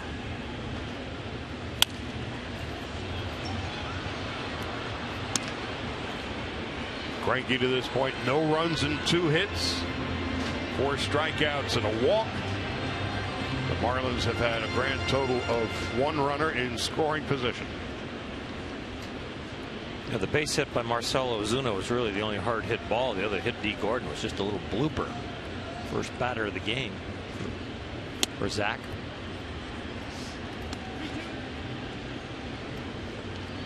And then a couple of pitches into the Yelich at bat. Gordon would try to steal second, and he'd be thrown out by Yasmani Grandal.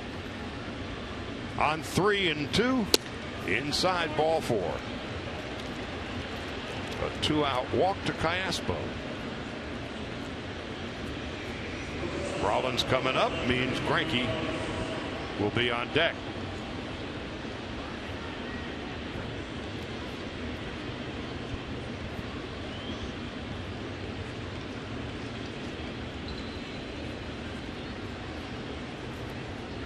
Rollins has scored the only run of the game. Infield hit, went to second on a balk. Greinke would sacrifice him to third, and after Peterson walked. This is really good catching right here. Ooh. Watch this. Catches his own mask.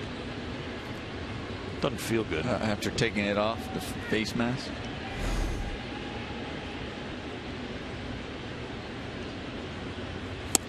Breaking ball for a strike.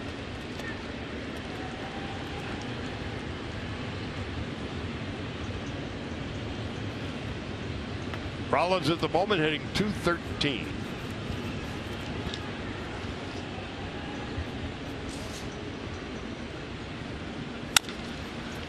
Easy play for D. Gordon, and that's going to do it. No runs, no hits, a walk, and a man left. We'll go to the bottom of the 6th. Greinke has all of 1 run to work with. 1-0 Dodgers.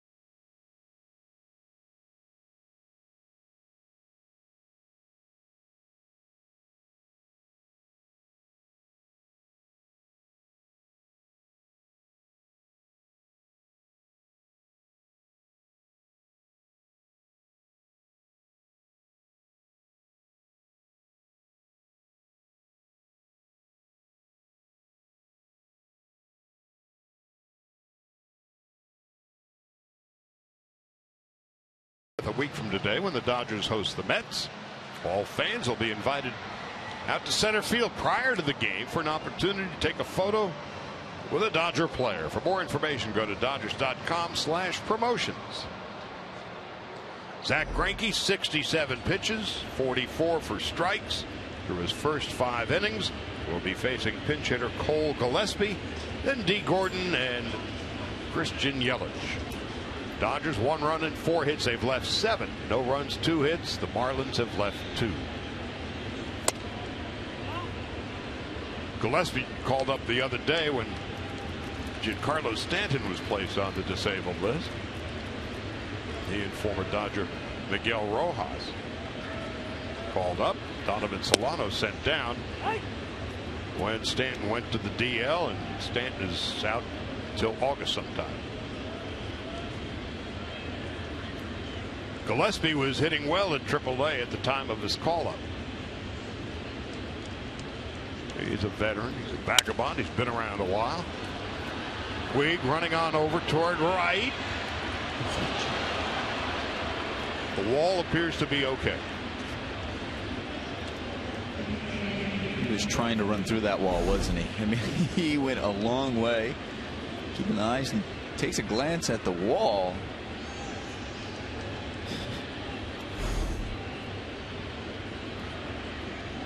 Pointed out the other day that it was here last year, a walk-off hit for the Marlins, when we went crashing into the. Just an incredible effort. In front of the Marlins bullpen.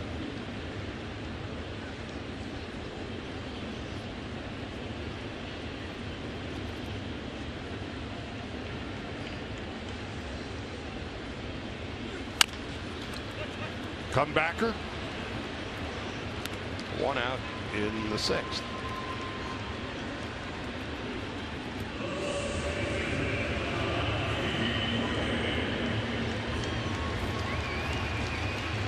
D. Gordon coming up.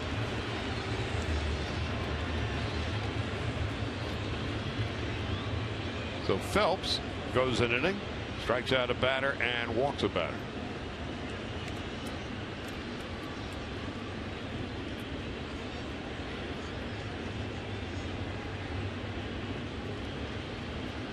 Gordon has a hit in 2 at-bats and takes a breaking ball for a strike. 0-1.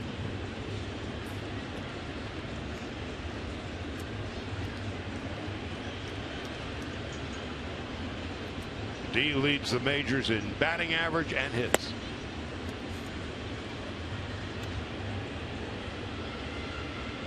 Second in the league with 26 stolen bases. Hamilton has more.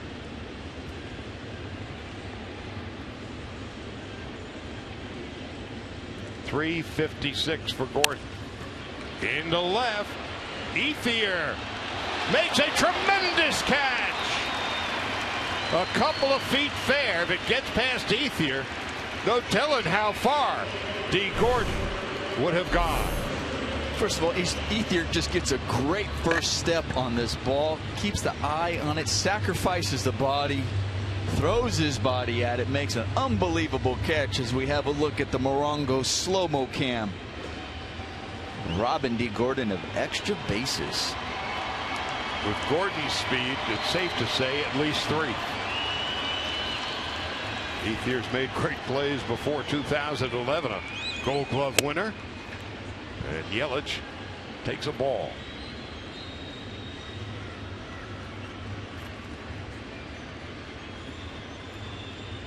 Huge out, 2 out, nobody on.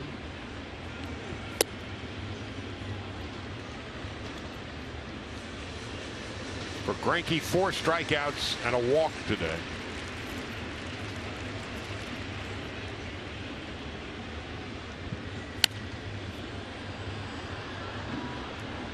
Two and 1.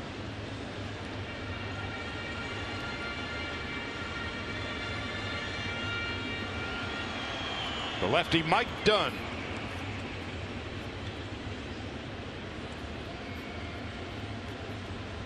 Will pitch the 7th. There's a strike.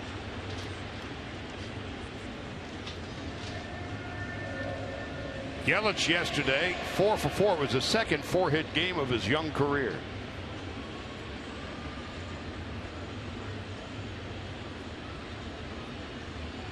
Two and two. Into left field for a base hit. Just the third hit of the day given up by Zach Greinke. It's a nice piece of hitting by Yelich. Little backdoor slider. Zach trying to hit the outside corner, which it creeps a little bit back over there, but that's a pitch Yelich hasn't seen all day. And he just made a nice solid swing. Zach a little upset at himself. He didn't keep the ball a little farther away from him. Well, coming into this series, Yelich was struggling, and a lot of it he's been talking to the hitting coaches like he's rolling over. Got to get back to his way of going the other way. Got away from that and back up the middle. Well, these last two games, he's gone the other way and back up the middle. Echeverria. Yelich has stolen 6 of 7. Echeverria to right. Heading on back is Puig, and that'll do it. In 2011, Andre Ethier won the Gold Glove. He can still do it, robbing Gordon of extra bases. We go to the 7th.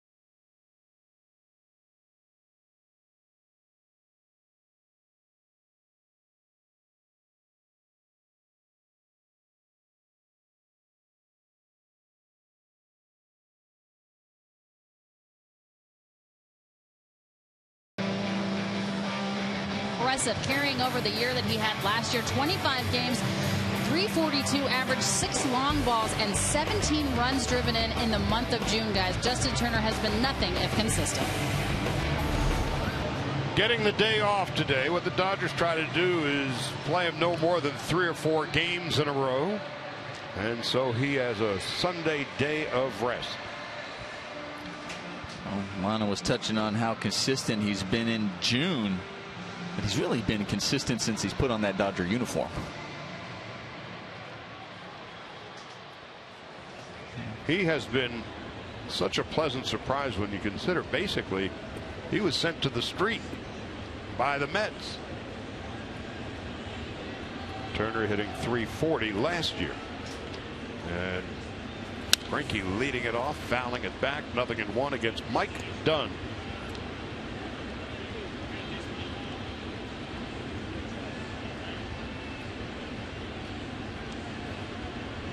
Greinke a good hitter. Big sacrifice for him in the 5th, which would help produce the only run of the game. Dunn out of New Mexico. Came up with the Yankees and to the Braves, and has been with the Marlins since 2011.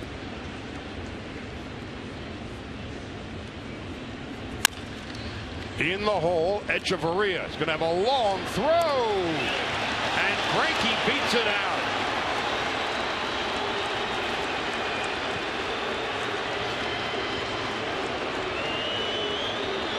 He is such a great all-around athlete.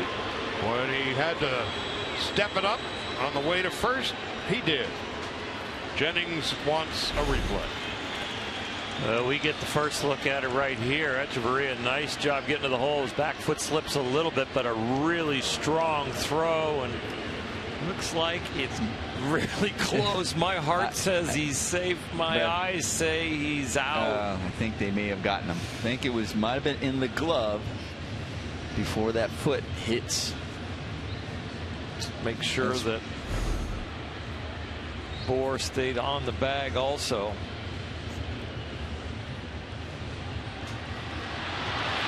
Well, watching it on the big screen, you hear the fan reaction. You hear what the locals think about the call. Call made by crew chief Tim Welke. And from up here, looking at a couple of replays, looks like he's out. Zach going to take this time to chat with D. Gordon. Out. Nothing more.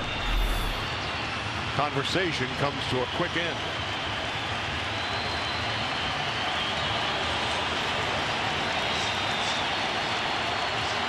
Meanwhile, another terrific play turned in by Adeiny Echeverria. He turned that game-changing double play in the 4th inning yesterday. Now 1 out, nobody on, and Peterson takes low and outside. 1 ball, no strikes. Jock 0 for 2 and a walk. Well, another day, another strikeout, another walk. All that's missing is the home run. Well, different ballpark he has it, because that one he hit in his second at bat.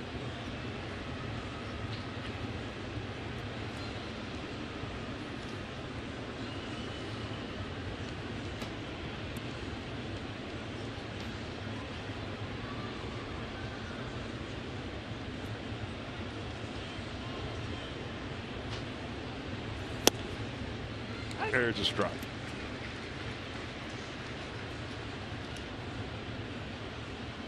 Peterson at the moment is at 243.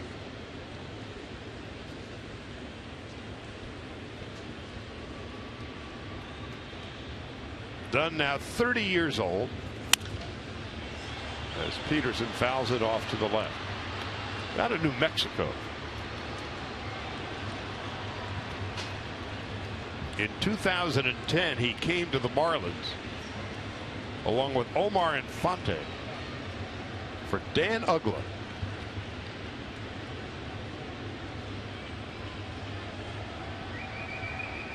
The 2-2. Peterson strikes out.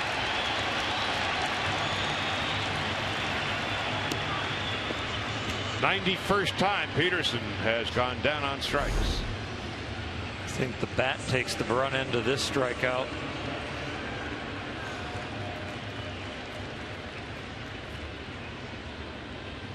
There's 2 snappages there, the bat and Jock.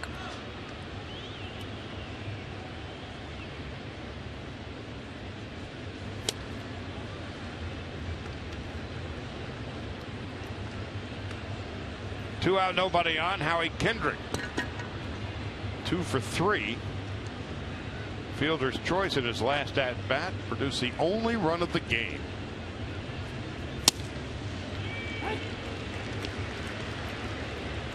We saw Howie come out of his hitting style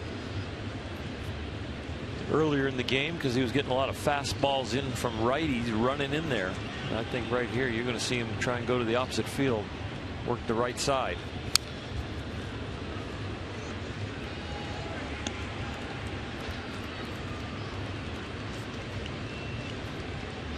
Does a really good job hitting the ball to right field, not dropping that back shoulder and tilting. He's just consistent with his mechanics. See how he just kind of raises that back elbow and that back shoulder, just kind of remind himself to stay on top of it.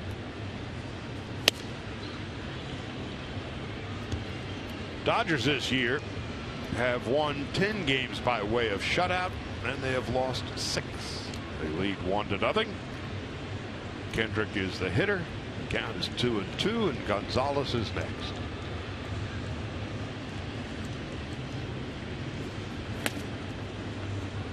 3-2 to Howie Kendrick.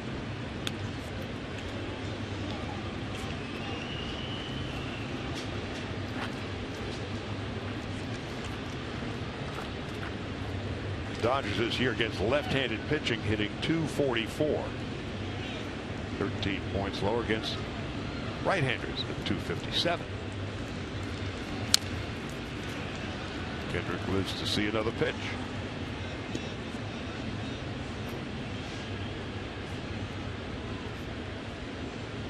Dodgers have hit 97 home runs this year. Only 13 against lefties. 84 against right-handed pitching. 3-2, a lot of space for Kendrick in left center. And he fouls it back to the screen.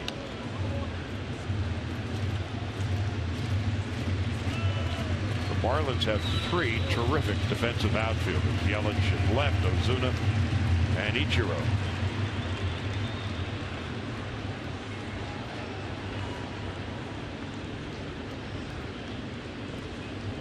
On 3-2. Kendrick works out the walk.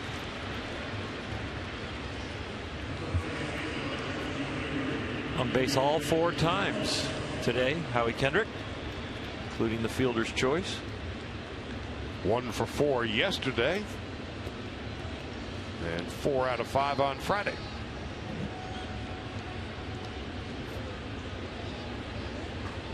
Gonzalez has singled, struck out, and scorched into a double play in the first inning.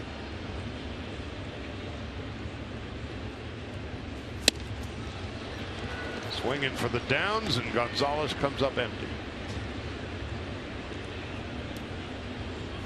Well, we talked about Adrian recognizing they want to go away from him, and he gets a fastball in, and it kind of just locks his hands up a bit. But the catcher was setting up away. Puig on deck. Kendrick leads from first.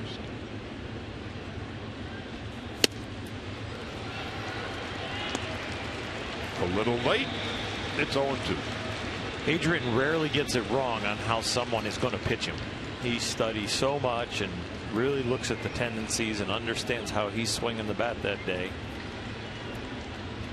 Don Mattingly and Mark McGuire and John Valentin will tell you that he's one of the most prepared hitters on the club.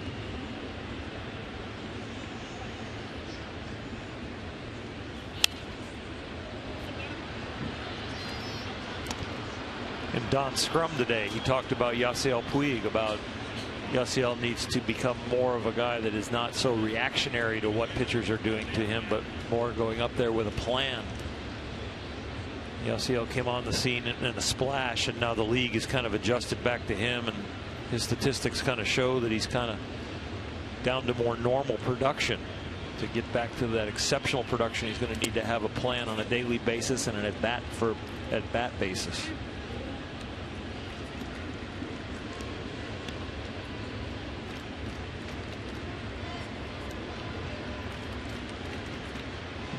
We've seen some growth at times from Yasiel. It's not consistent growth all the time.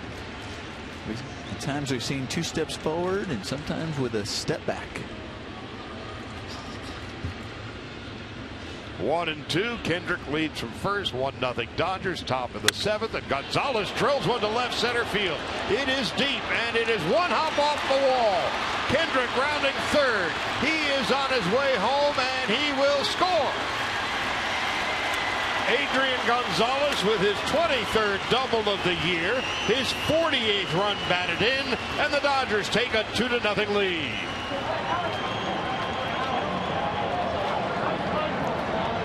Adrian Gonzalez making an adjustment from pitch to pitch. The pitch before that, he swings through a fastball. We're talking about he looks late on it. He swings underneath it, recognizing he has to make the adjustment, still knowing that they're going to go away from him. Gets on top of it, drives it, and it allows Howie to score easily from first base. Now Greinke has 2 runs to work with. That's such a big run right there. It really is. And a big at bat by Adrian Gonzalez, just making the adjustment in the middle of the at bat. Here's where you can really put a stake in their heart. Yasiel getting this 2-out RBI right here. The double by Gonzalez ties him with Anthony Rizzo for the league lead with 23 doubles. They're going to walk Puig and try their luck with Grandal, the switch hitter, who will be turned around from left to right.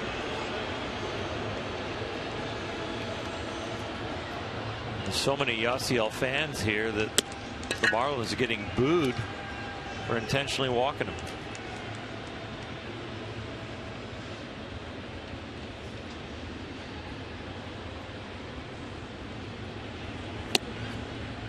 Well, this is the move to make.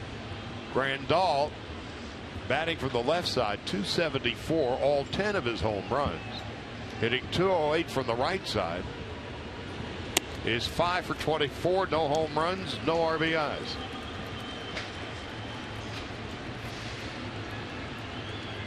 So the numbers certainly suggest this is the move to make.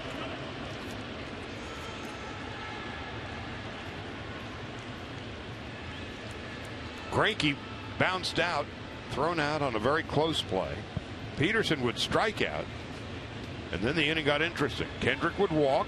Adrian Gonzalez would double him home. Puig intentionally walked. And Grandal takes a strike, 0-1.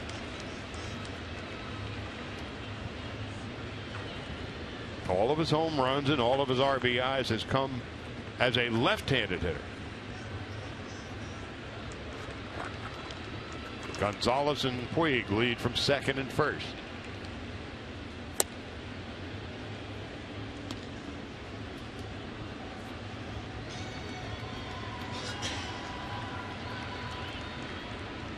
Dodgers have been given 7 walks to work with in the ball game, and one of them to Kendrick here in the 7th would help produce a run.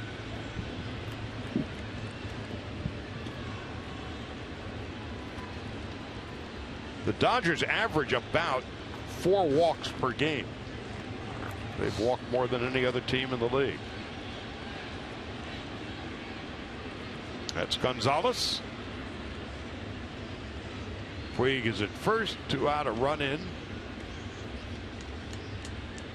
Grandal on 1 and 2. 2 and 2. Andre Ethier is on deck.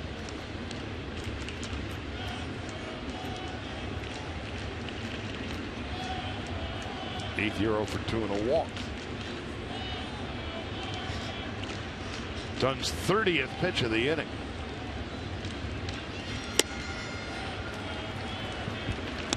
Well, now the Dodgers catch a break because you got the 3-2 count with 2 outs. Adrian Gonzalez, not the most fleet of foot guy at second base, but he will be on the move, and so even with a gapper, Yasiel Puig probably got a chance to score from first. Cozart and Caps. Grandal fouls it back.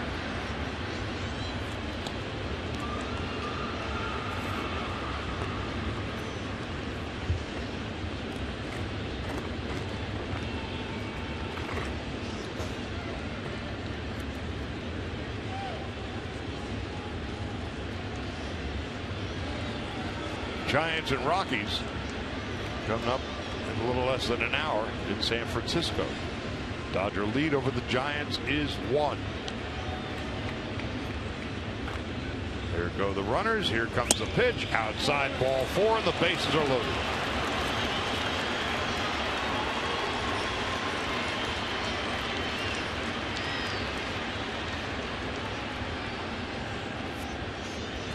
So the Dodgers given 3 walks by Mike Dunn. Dan Jennings stays put next to Chuck Hernandez. Marlins pitching coach, but not for long. So Jennings is going to come and get Dunn. Does he go with Cozart or does he go with Caps? We'll let you know when we come back.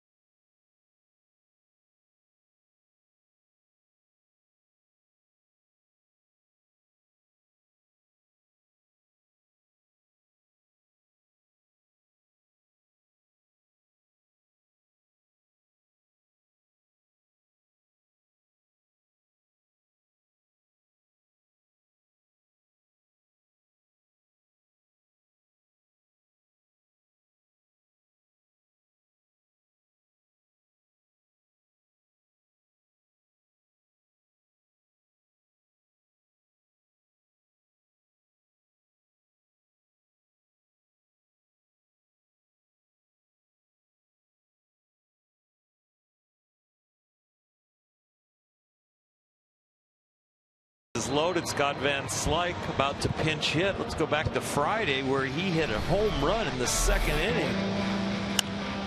This was a bomb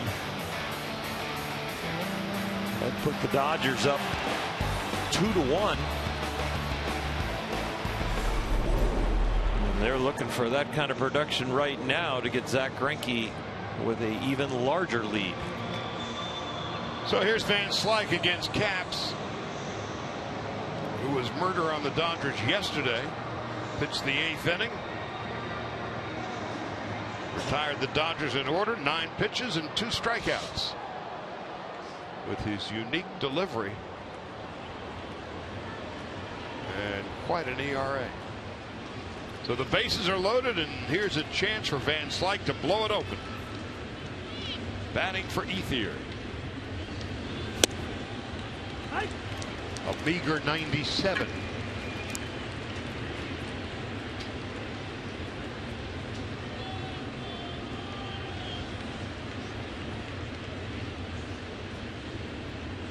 Gonzalez, Puig, and Grandal, the runners. Into right field, Ichiro going back. He's got some room. He's there. He's got it, and that's that. Doesn't matter what uniform he's wearing. You know it's Ichiro out there.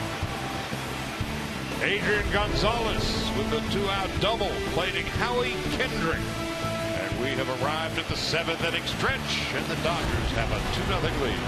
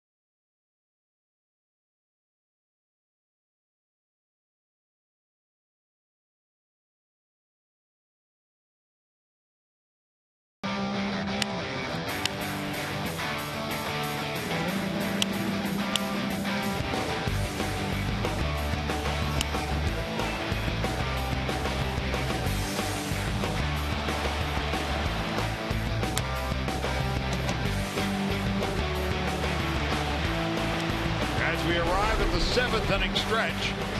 Dodgers 2 runs and 5 base hits. They leave the bases loaded at the top of the 7th as Van Slyke batting for Ethier flies to right. The Marlins no runs, 3 hits. Zach Greinke brilliant again today. He has struck out 4. He has walked 1. And he has thrown 19 consecutive scoreless innings. 81 pitches is just fabulous. We're only 7 going in here to the 7th, so he's got a chance to throw a CG up on the board, add that to his resume. But 6 innings pitched right now, only the 3 hits, only a couple balls hit hard.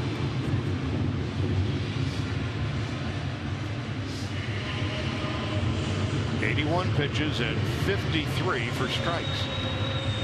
Marcell Ozuna batting in the cleanup spot, and that was not always the way. Stanton breaking the habit bone on Friday, and he is done at least until August sometime. And so Ozuna pressed into service.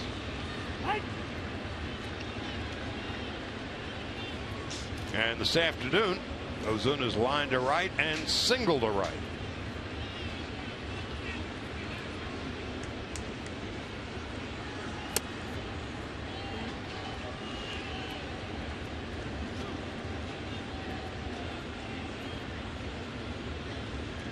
The Marlins this year have hit 26 home runs at home, half of them by Stanton.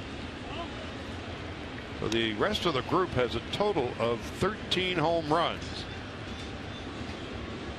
in now 40 games at Marlins Park. Van Slyke stays in the game. He's in left field. Greinke just appears to be so locked in right now. Commands both sides of the plate, has multiple speeds, multiple ways he can break the ball, and he doesn't seem to be forced into any count where he's backed in that the hitter would know what's coming. 4 strikeouts, 1 walk, make it 5. First out of the bottom of the 7th. Right out of the hand, looks like a fastball, then watch the end. Just disappears. 85-mile-an-hour fastball with great depth right when the barrel is about to attack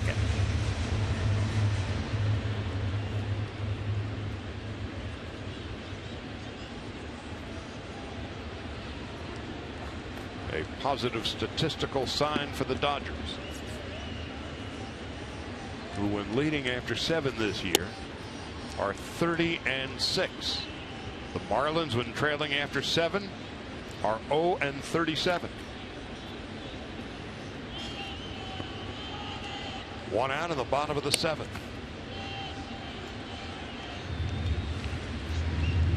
Marlins this afternoon have had count 'em one runner in scoring position.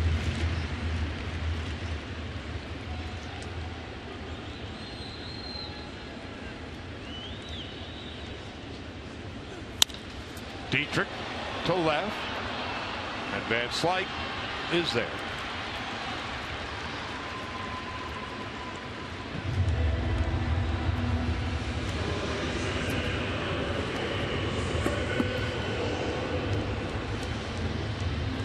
Justin Bour. And he is built like one, isn't he? He's a big boy.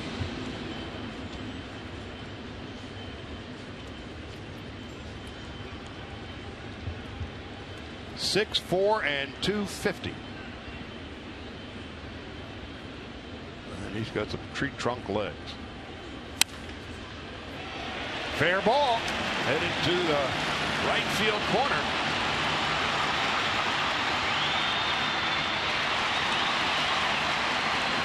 That's the second runner in scoring position all day off Greinke.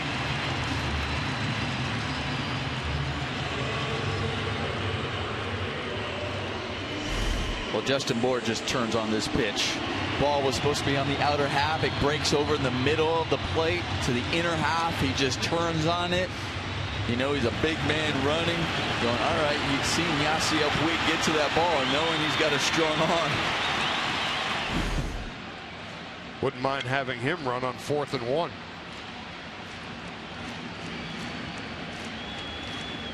Two out, and here is Ichiro. 0 for 2 today, takes a strike, 0-1.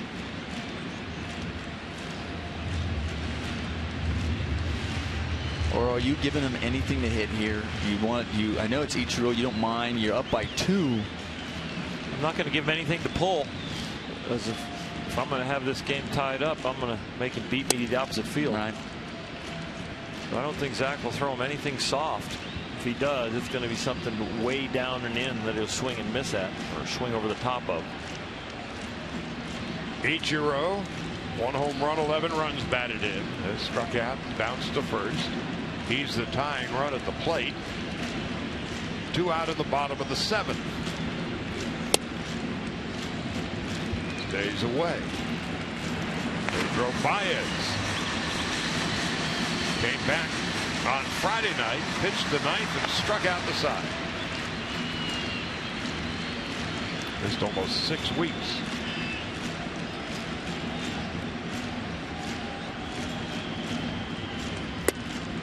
Three and 1. Well, Zach's doing exactly that. He is using his changeup, but his changeup, remember, is only 3-4 miles an hour off of his fastball. He can average his changeup around 88, 89 miles an hour. It's more like a 2-seamer, but he throws it like an okay changeup, and he throws it really hard. And he's keeping the ball away from Ichiro. Not afraid to walk him right here and go after Mathis. Into left. And right there is Van Slyke, and that'll do it. So Bohr's 2-out double causes no damage. We'll go to the 8th inning. Callaspo, Rollins, and Greinke are 2 up.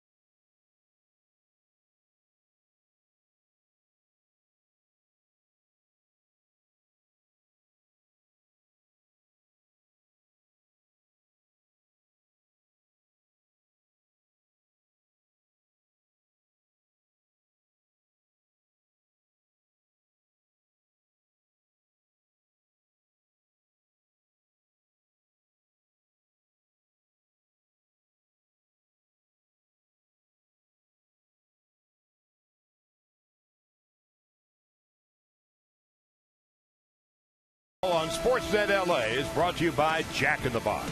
Taste the new black pepper cheeseburger today, only at Jack in the Box. They don't do that at Wrigley Field. That's because that's the Clevelander.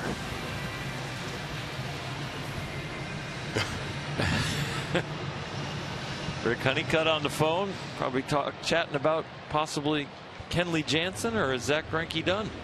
Well, Greinke is due to bat 3rd in the 8th.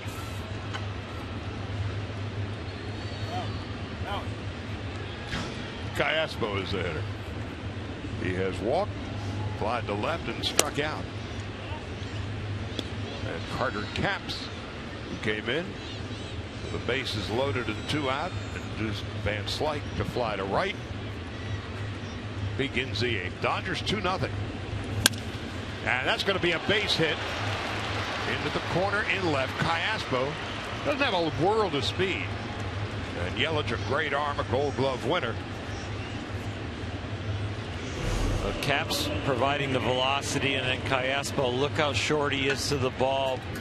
Perfect way to hit a guy like this that topped out at 100 miles an hour yesterday, and that ball was 97 that he just slapped by. So the Dodgers would love to get an insurance run for Greinke.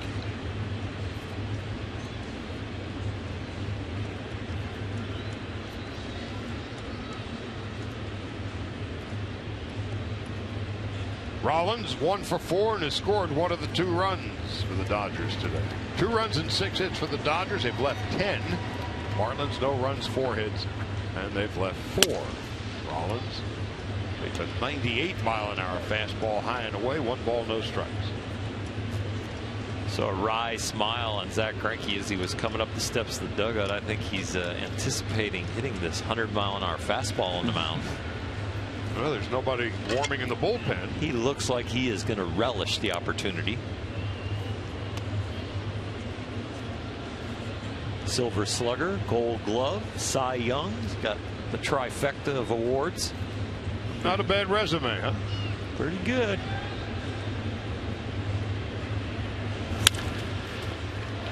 Off the glove of Bohr, they're able to get one as it deflects back to Capps. Very similar play in the first inning. Gonzalez scorched one to Bohr, and they got a 3-6-3 double play. This time, not so much. Callaspo goes to second, and the Dodgers get a break. Well, Jimmy Rollins puts a good swing and turns on that fastball. It hits the Bohr's Marlins, ankle. yeah, right the there. Marlins get lucky that he gets a kick back to the pitcher there, because it could have easily deflected somewhere else as it hit his ankle. Your basic 1-3-1. Now Greinke.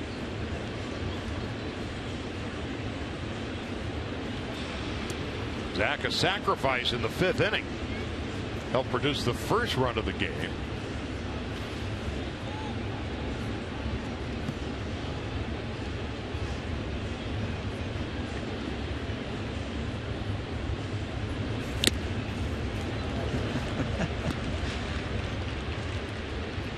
That's the one where he was already deciding, I am swinging. Start early? Yep. Oh, yeah. Start early, stay late. He got the foot down early, but he just didn't know where to swing. Right. Greinke robbed of a base hit in his last at bat. Terrific play by Echeverria in short from deep in the hole. It was such a close play.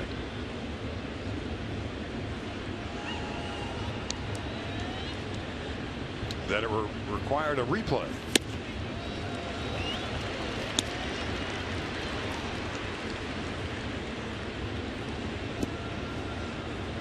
I hope Cap stays with the fastball, because if he throws him a breaking ball, he might hurt something. Well, I also think if he throws him a fastball even lower in the zone, he might be able to catch up to that one.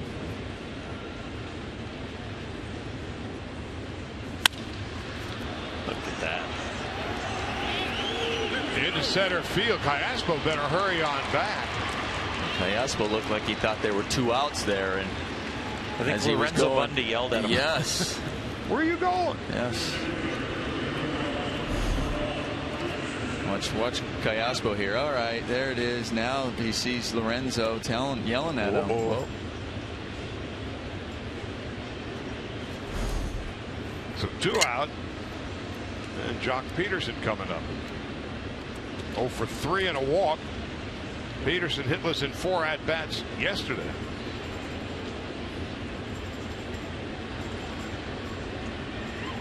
Peterson has been struck out in 5 of his last 8 plate appearances. Dodgers 2-zip, and Peterson swings and misses at a 100-mile-an-hour fastball. Crowd reaction as the 100-mile-an-hour is posted on the scoreboard. I mean, it was just loud up here. I mean, that was so loud hitting the glove. That was the first pitch. I wasn't watching it on the monitor. I was watching it in live action just to see what it looked like as hard as he's throwing it. Man, it was a blur. So is that. He took something off at 99. But with Jock's bat speed and this guy throwing 99 or 100, Jock squared it up. It'd be a nasty collision, wouldn't it? Go a long way. We've seen him come back with a nasty slider. It's not just power. We've seen the slider as well that he's got. 0-2. 1-2. Carter Capps is 6'5" and 220. Came up with the Mariners. Logan Morrison went from here to there, and Capps came from there to here.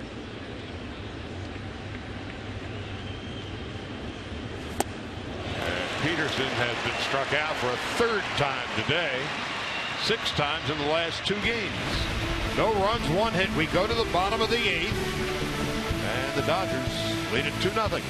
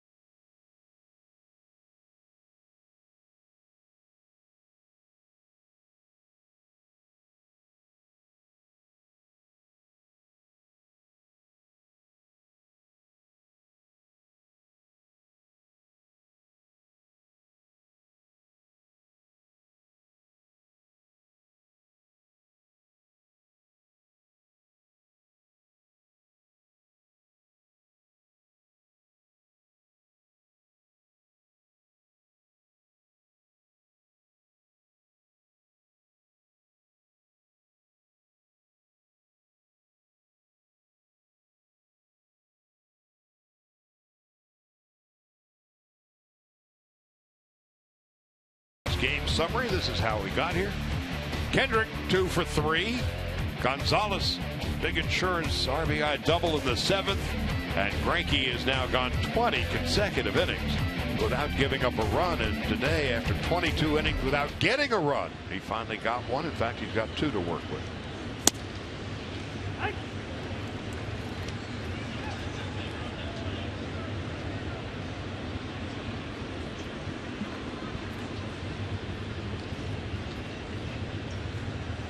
Nothing in 1. Now nothing in 2.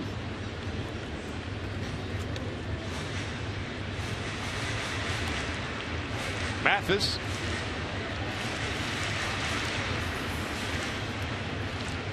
Line to second. Fouled to right. And flied to center.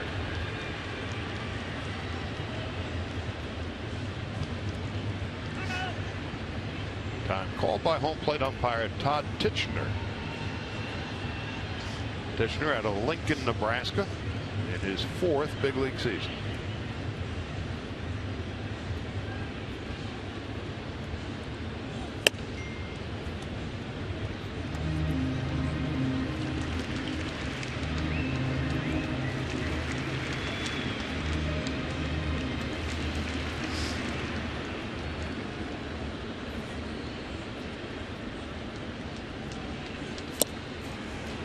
For Zach Greinke, his 6th strikeout. And you can fill out your 2015 Esurance MLB All-Star Game ballot now at Dodgers.com/vote. Voting is exclusively online this and available on your computer, tablet, and smartphone. Vote up to 35 times at Dodgers.com/vote.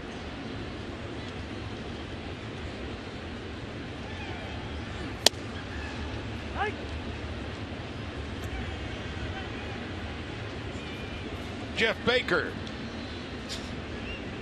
pinch hitting, started at first base last couple of games. To the right side, easy play for Kendrick. Makings of an easy inning for Greinke here in the 8th. Just continues to make quality pitch after quality pitch.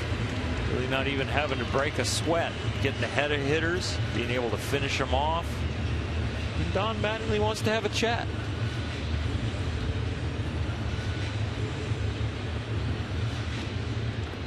Greinke at 101 pitches.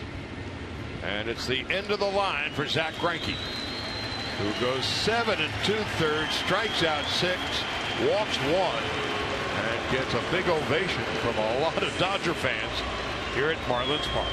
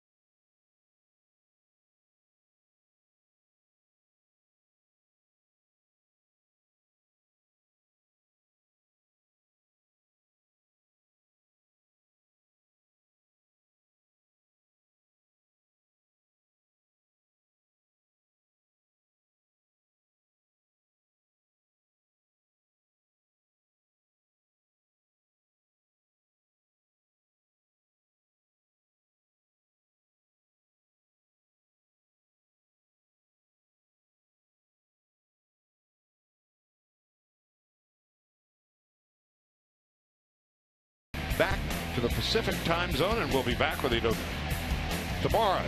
First pitch at 20-7 in Arizona. Mike Bolsinger and former Dodger Alan Webster.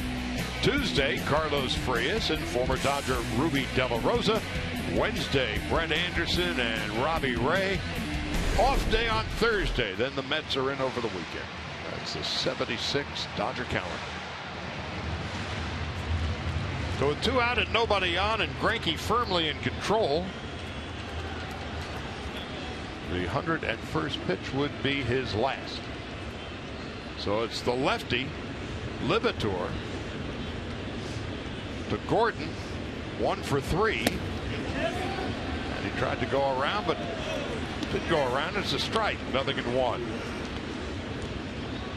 In his last at bat, D. Gordon slashed a line drive to left. And Andre Ethier, since replaced by Van Slyke, made a spectacular catch, robbing Gordon of many bases.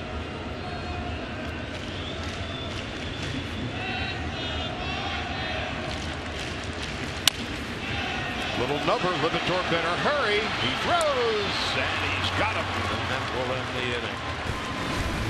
So Libator needs a couple of pitches. Gordon is retired. We'll go to the 9th, and the Dodgers leading 2-0.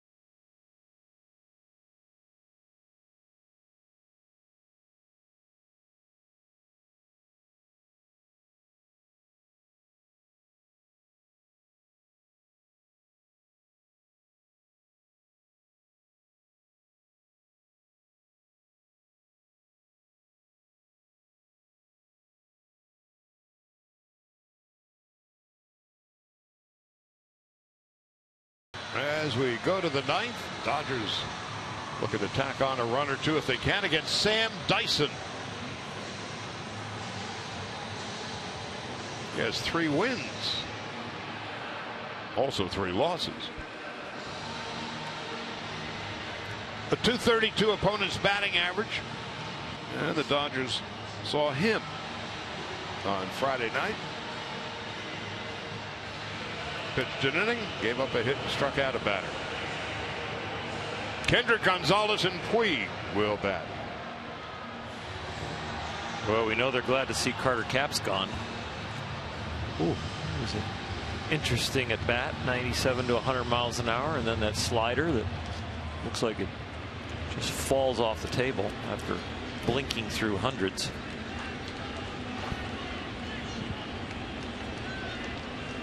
What was he throw? 93, 94? No, 99, 100.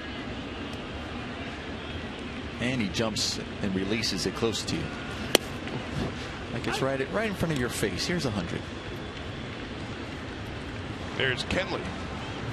He gets pretty close to you also. Gets down the hill, that big boy.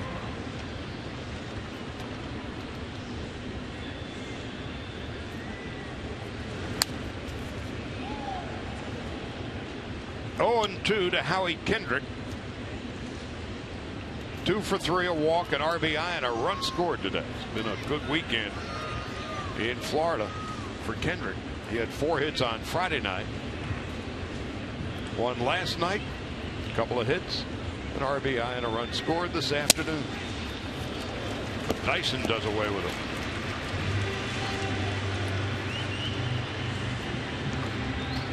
Kenley Jansen in the bottom of the ninth will be facing the Marlins 2, 3, and 4 hitters Christian Yelich, Adeiny Echeverria, and Marcell Ozuna.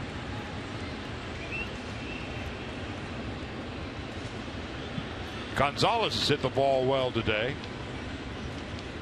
Line score says he's 2 for 4. But one of the outs, a scorcher at the first baseman Bohr in the first inning after Kendrick had walked, turned into a 3-6-3 double play. He would strike out in the third, single to center, and double home a run in the seventh. And Bohr boots it.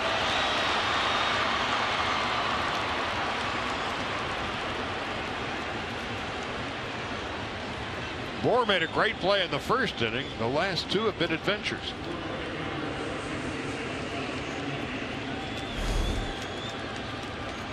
This one he just misplays there, that hop, that short hop. When Adrian hits that one, it kind of takes that first long hop, and he wasn't able to read it properly and just boots it. Well, Bohr has a friend in the official score, and so does Gonzalez, for that matter. I've seen that a couple of times here. Remember when Dietrich had that one at third base? And they gave it a hit, so they're giving that one a hit as well, huh? That's how you end up with 29 errors. I guess so. 29 with an asterisk. Puig has walked 3 times and flied to left. 1 out in the ninth. There's a strike.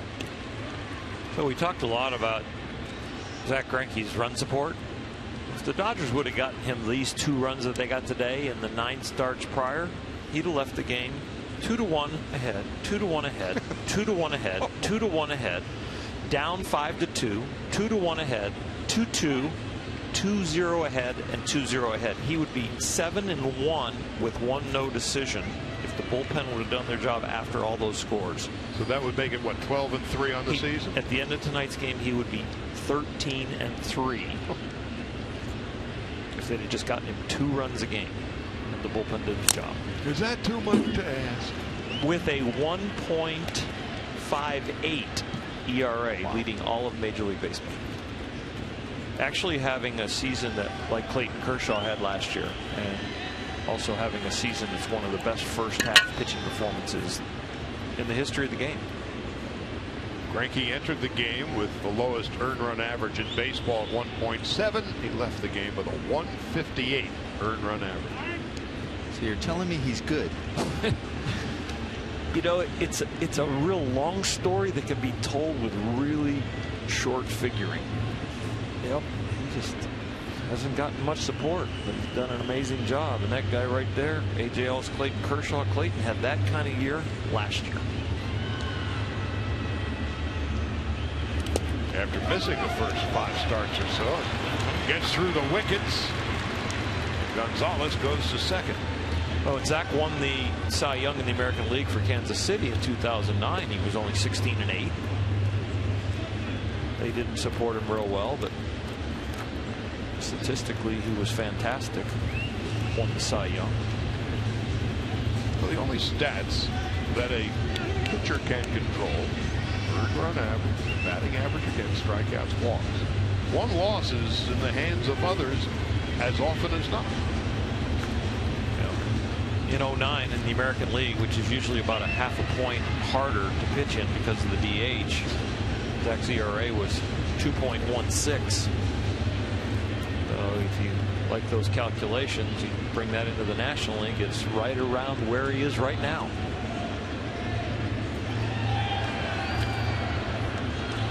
Once again, Greinke has been a stopper. This is his 38th start for the Dodgers following a loss. Puig is down. He's about to go, assuming Kenley Jansen gets the job done at the bottom of the ninth. 22-6 following a Dodger loss. And the team 29-9. There's 2 out. But Kenley Jansen still must record his 11th save of the year. Grandal 0 for 3 and a walk. Spent the weekend at home. Grandal and his family came from Cuba when he was 10. He graduated high school here, went to the University of Miami.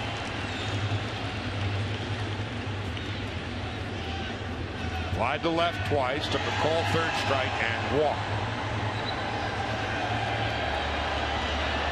Dodgers 2-0, 2 out, 9th inning.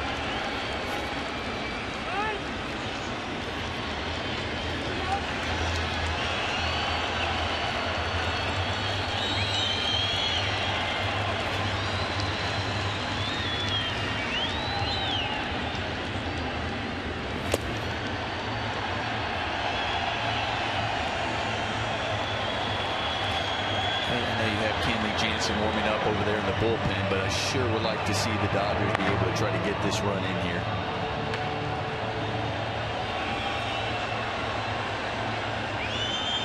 Outfield straight away for Grandal.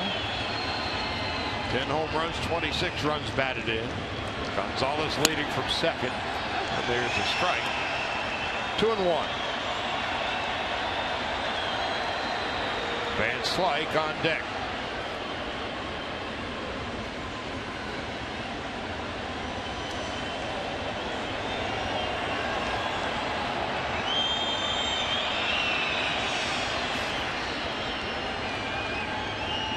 Two and 1, 2 out. 2-2.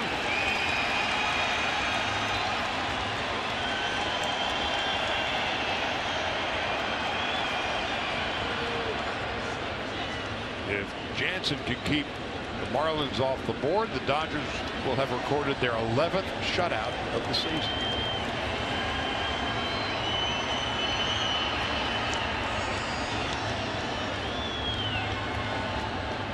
Now the 2-2. Chopper, easy play. That'll do it. And Kenley Jansen getting ready for his 16th appearance in search of his 11th save. Dodgers hoping for their 11th shutout of the year.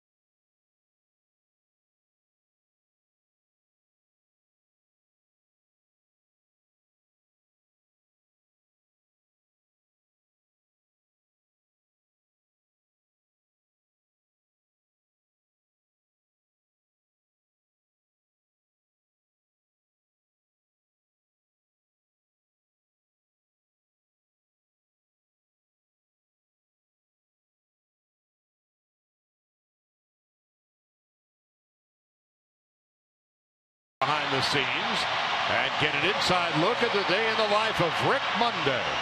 Plus, Kike Hernandez shared his excitement about playing at Wrigley Field for the first time. Don't miss Backstage Dodgers on Thursday at 7 o'clock right here on Sportsnet LA. And here is Kenley Jansen. Greinke brilliant today. Jansen has yet to walk a batter this year.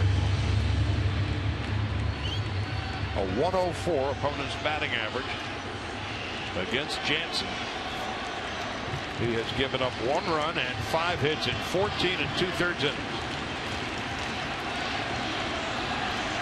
Christian Yelich will lead it off.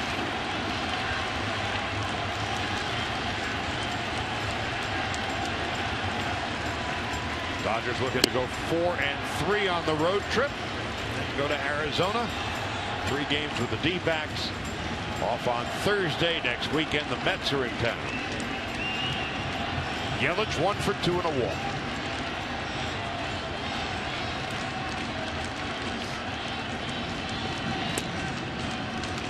1 ball, 1 strike.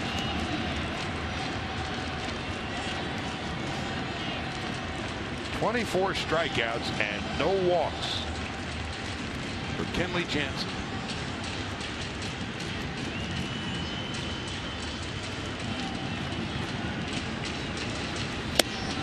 So his strikeout to walk ratio is infinity? That'd be about right. He's given up a whole lot of nothing.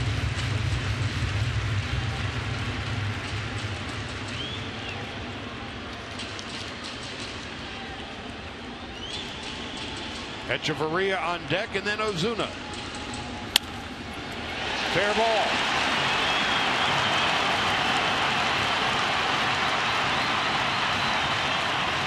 Yelich with his 6th double.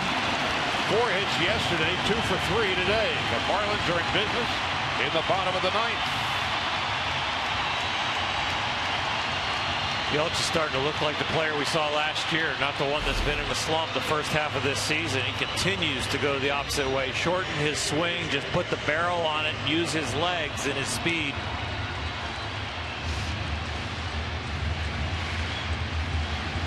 Another multi-hit game for Yelich.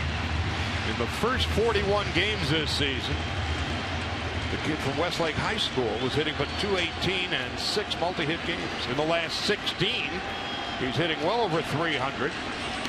4 hits yesterday, 2 for 3 today. He's had 6 multi-hit games. Jansen gets angry. Echeverria is 0 for 3.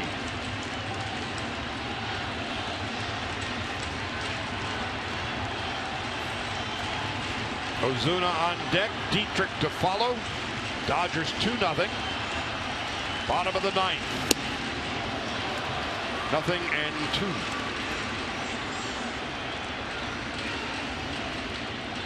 Just the 6th hit given up by Kenley Jansen in 14 2/3 innings.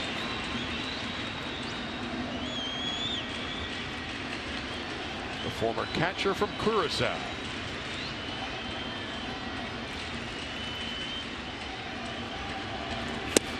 First out of the 9th. 25 strikeouts and no walks. This is where the Dodgers are catching a break because Giancarlo Stanton is not coming up to the plate. Ozuna is. Stanton breaking his hammock bone. Kenley Jansen attacking Echeverria with the fastball, the cutter, all 3 of them. Echeverria just blinked through that one. Now, Ozuna has 4 home runs this year. He's a big boy. He still has some power, so you can't just say, all right, it's not Stanton power, but has some power. Nobody has Stanton power. 27 home runs, 67 runs batted in. I'll bet you when he gets back in 6 weeks, he'll still be among the league leaders. He leads the major league, Stanton does, in both home runs and RBIs. So instead of a 27 home run hitter in this spot, Ozuna with 4. Stanton 27 of the 62 home runs hit by the Marlins this year. And Ozuna hasn't hit one at Marlins Park in the last 46 games. 2 balls and no strikes.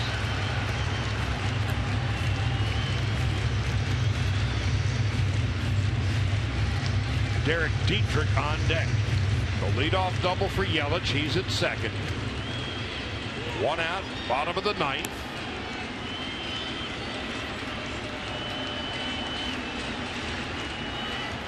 Seven hits for the Dodgers, 5 for the Marlins. Foul back, 2-1.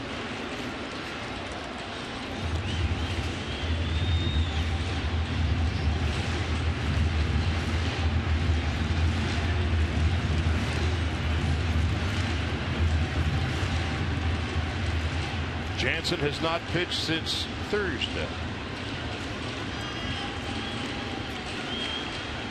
Getaway day in Chicago.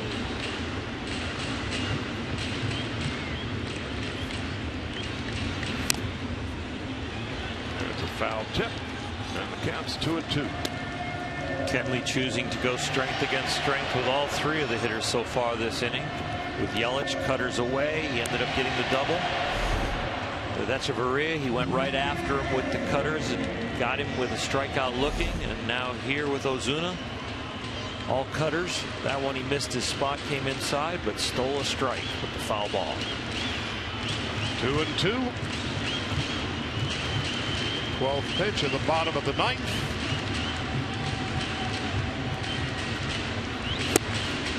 Just under the knees. The ball with just a hair down.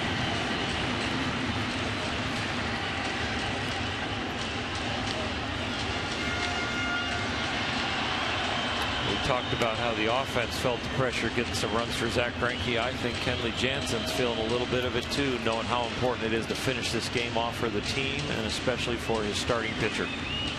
And a long trip west ahead. The 3-2. Got him. That is now 26 strikeouts and no walks for Kenley Jansen. 2 out in the bottom of the ninth. Derek Dietrich is coming up. I'm so impressed with Kenley here, coming with the slider as compared to the cutter. The pitch before, he shakes off Grandal, goes to the cutter. Here, just agrees with Grandal with the slider and gets him swinging. That shows some real growth and maturity by Kenley Jansen on that at bat. Sometimes we've described the rickety bridge to Kenley Jansen, but right there Kenley Jansen is walking over the bridge that he is becoming from thrower, excellent thrower, to a pitcher. Now Rick Honeycutt wants to make sure everybody's on the same page. Giants and Rockies get underway in about 10 minutes. Here's the other part right here of his growth, well, that we were talking about, is oftentimes we saw him stay away to Yelich, lefty going the other way. Now another lefty. See if he continues to stay away, or one of the devastating pitches to a lefty is that right-handed cutter in. And Mariano Rivera made a living breaking bats in there. And shivering hands. Yes. Dietrich, the leadoff double. He's still at second with 2 out. And Dietrich 0 for 3. Yelich, the leadoff double. It is Dietrich at the plate.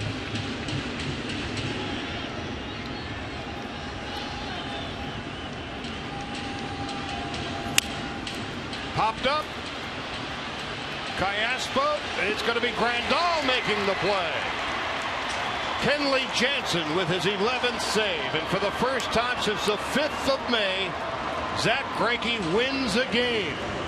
10 starts in between. He is now 22-6 for the Dodgers after a loss. He now has a shutout string of 20 2/3 as the Dodgers shut out the Marlins this afternoon 2-0. For the Dodgers, 2 runs, 6 hits, no errors. The Marlins, no runs, 4 hits, and no errors. Player of the game, who else could it be? Zach Greinke, 7 2/3, no runs, 4 hits, 6 strikeouts, 1 walk, 101 pitches. He allowed all but 1 base runner to reach as far as second base. He was just brilliant today as he improves his record.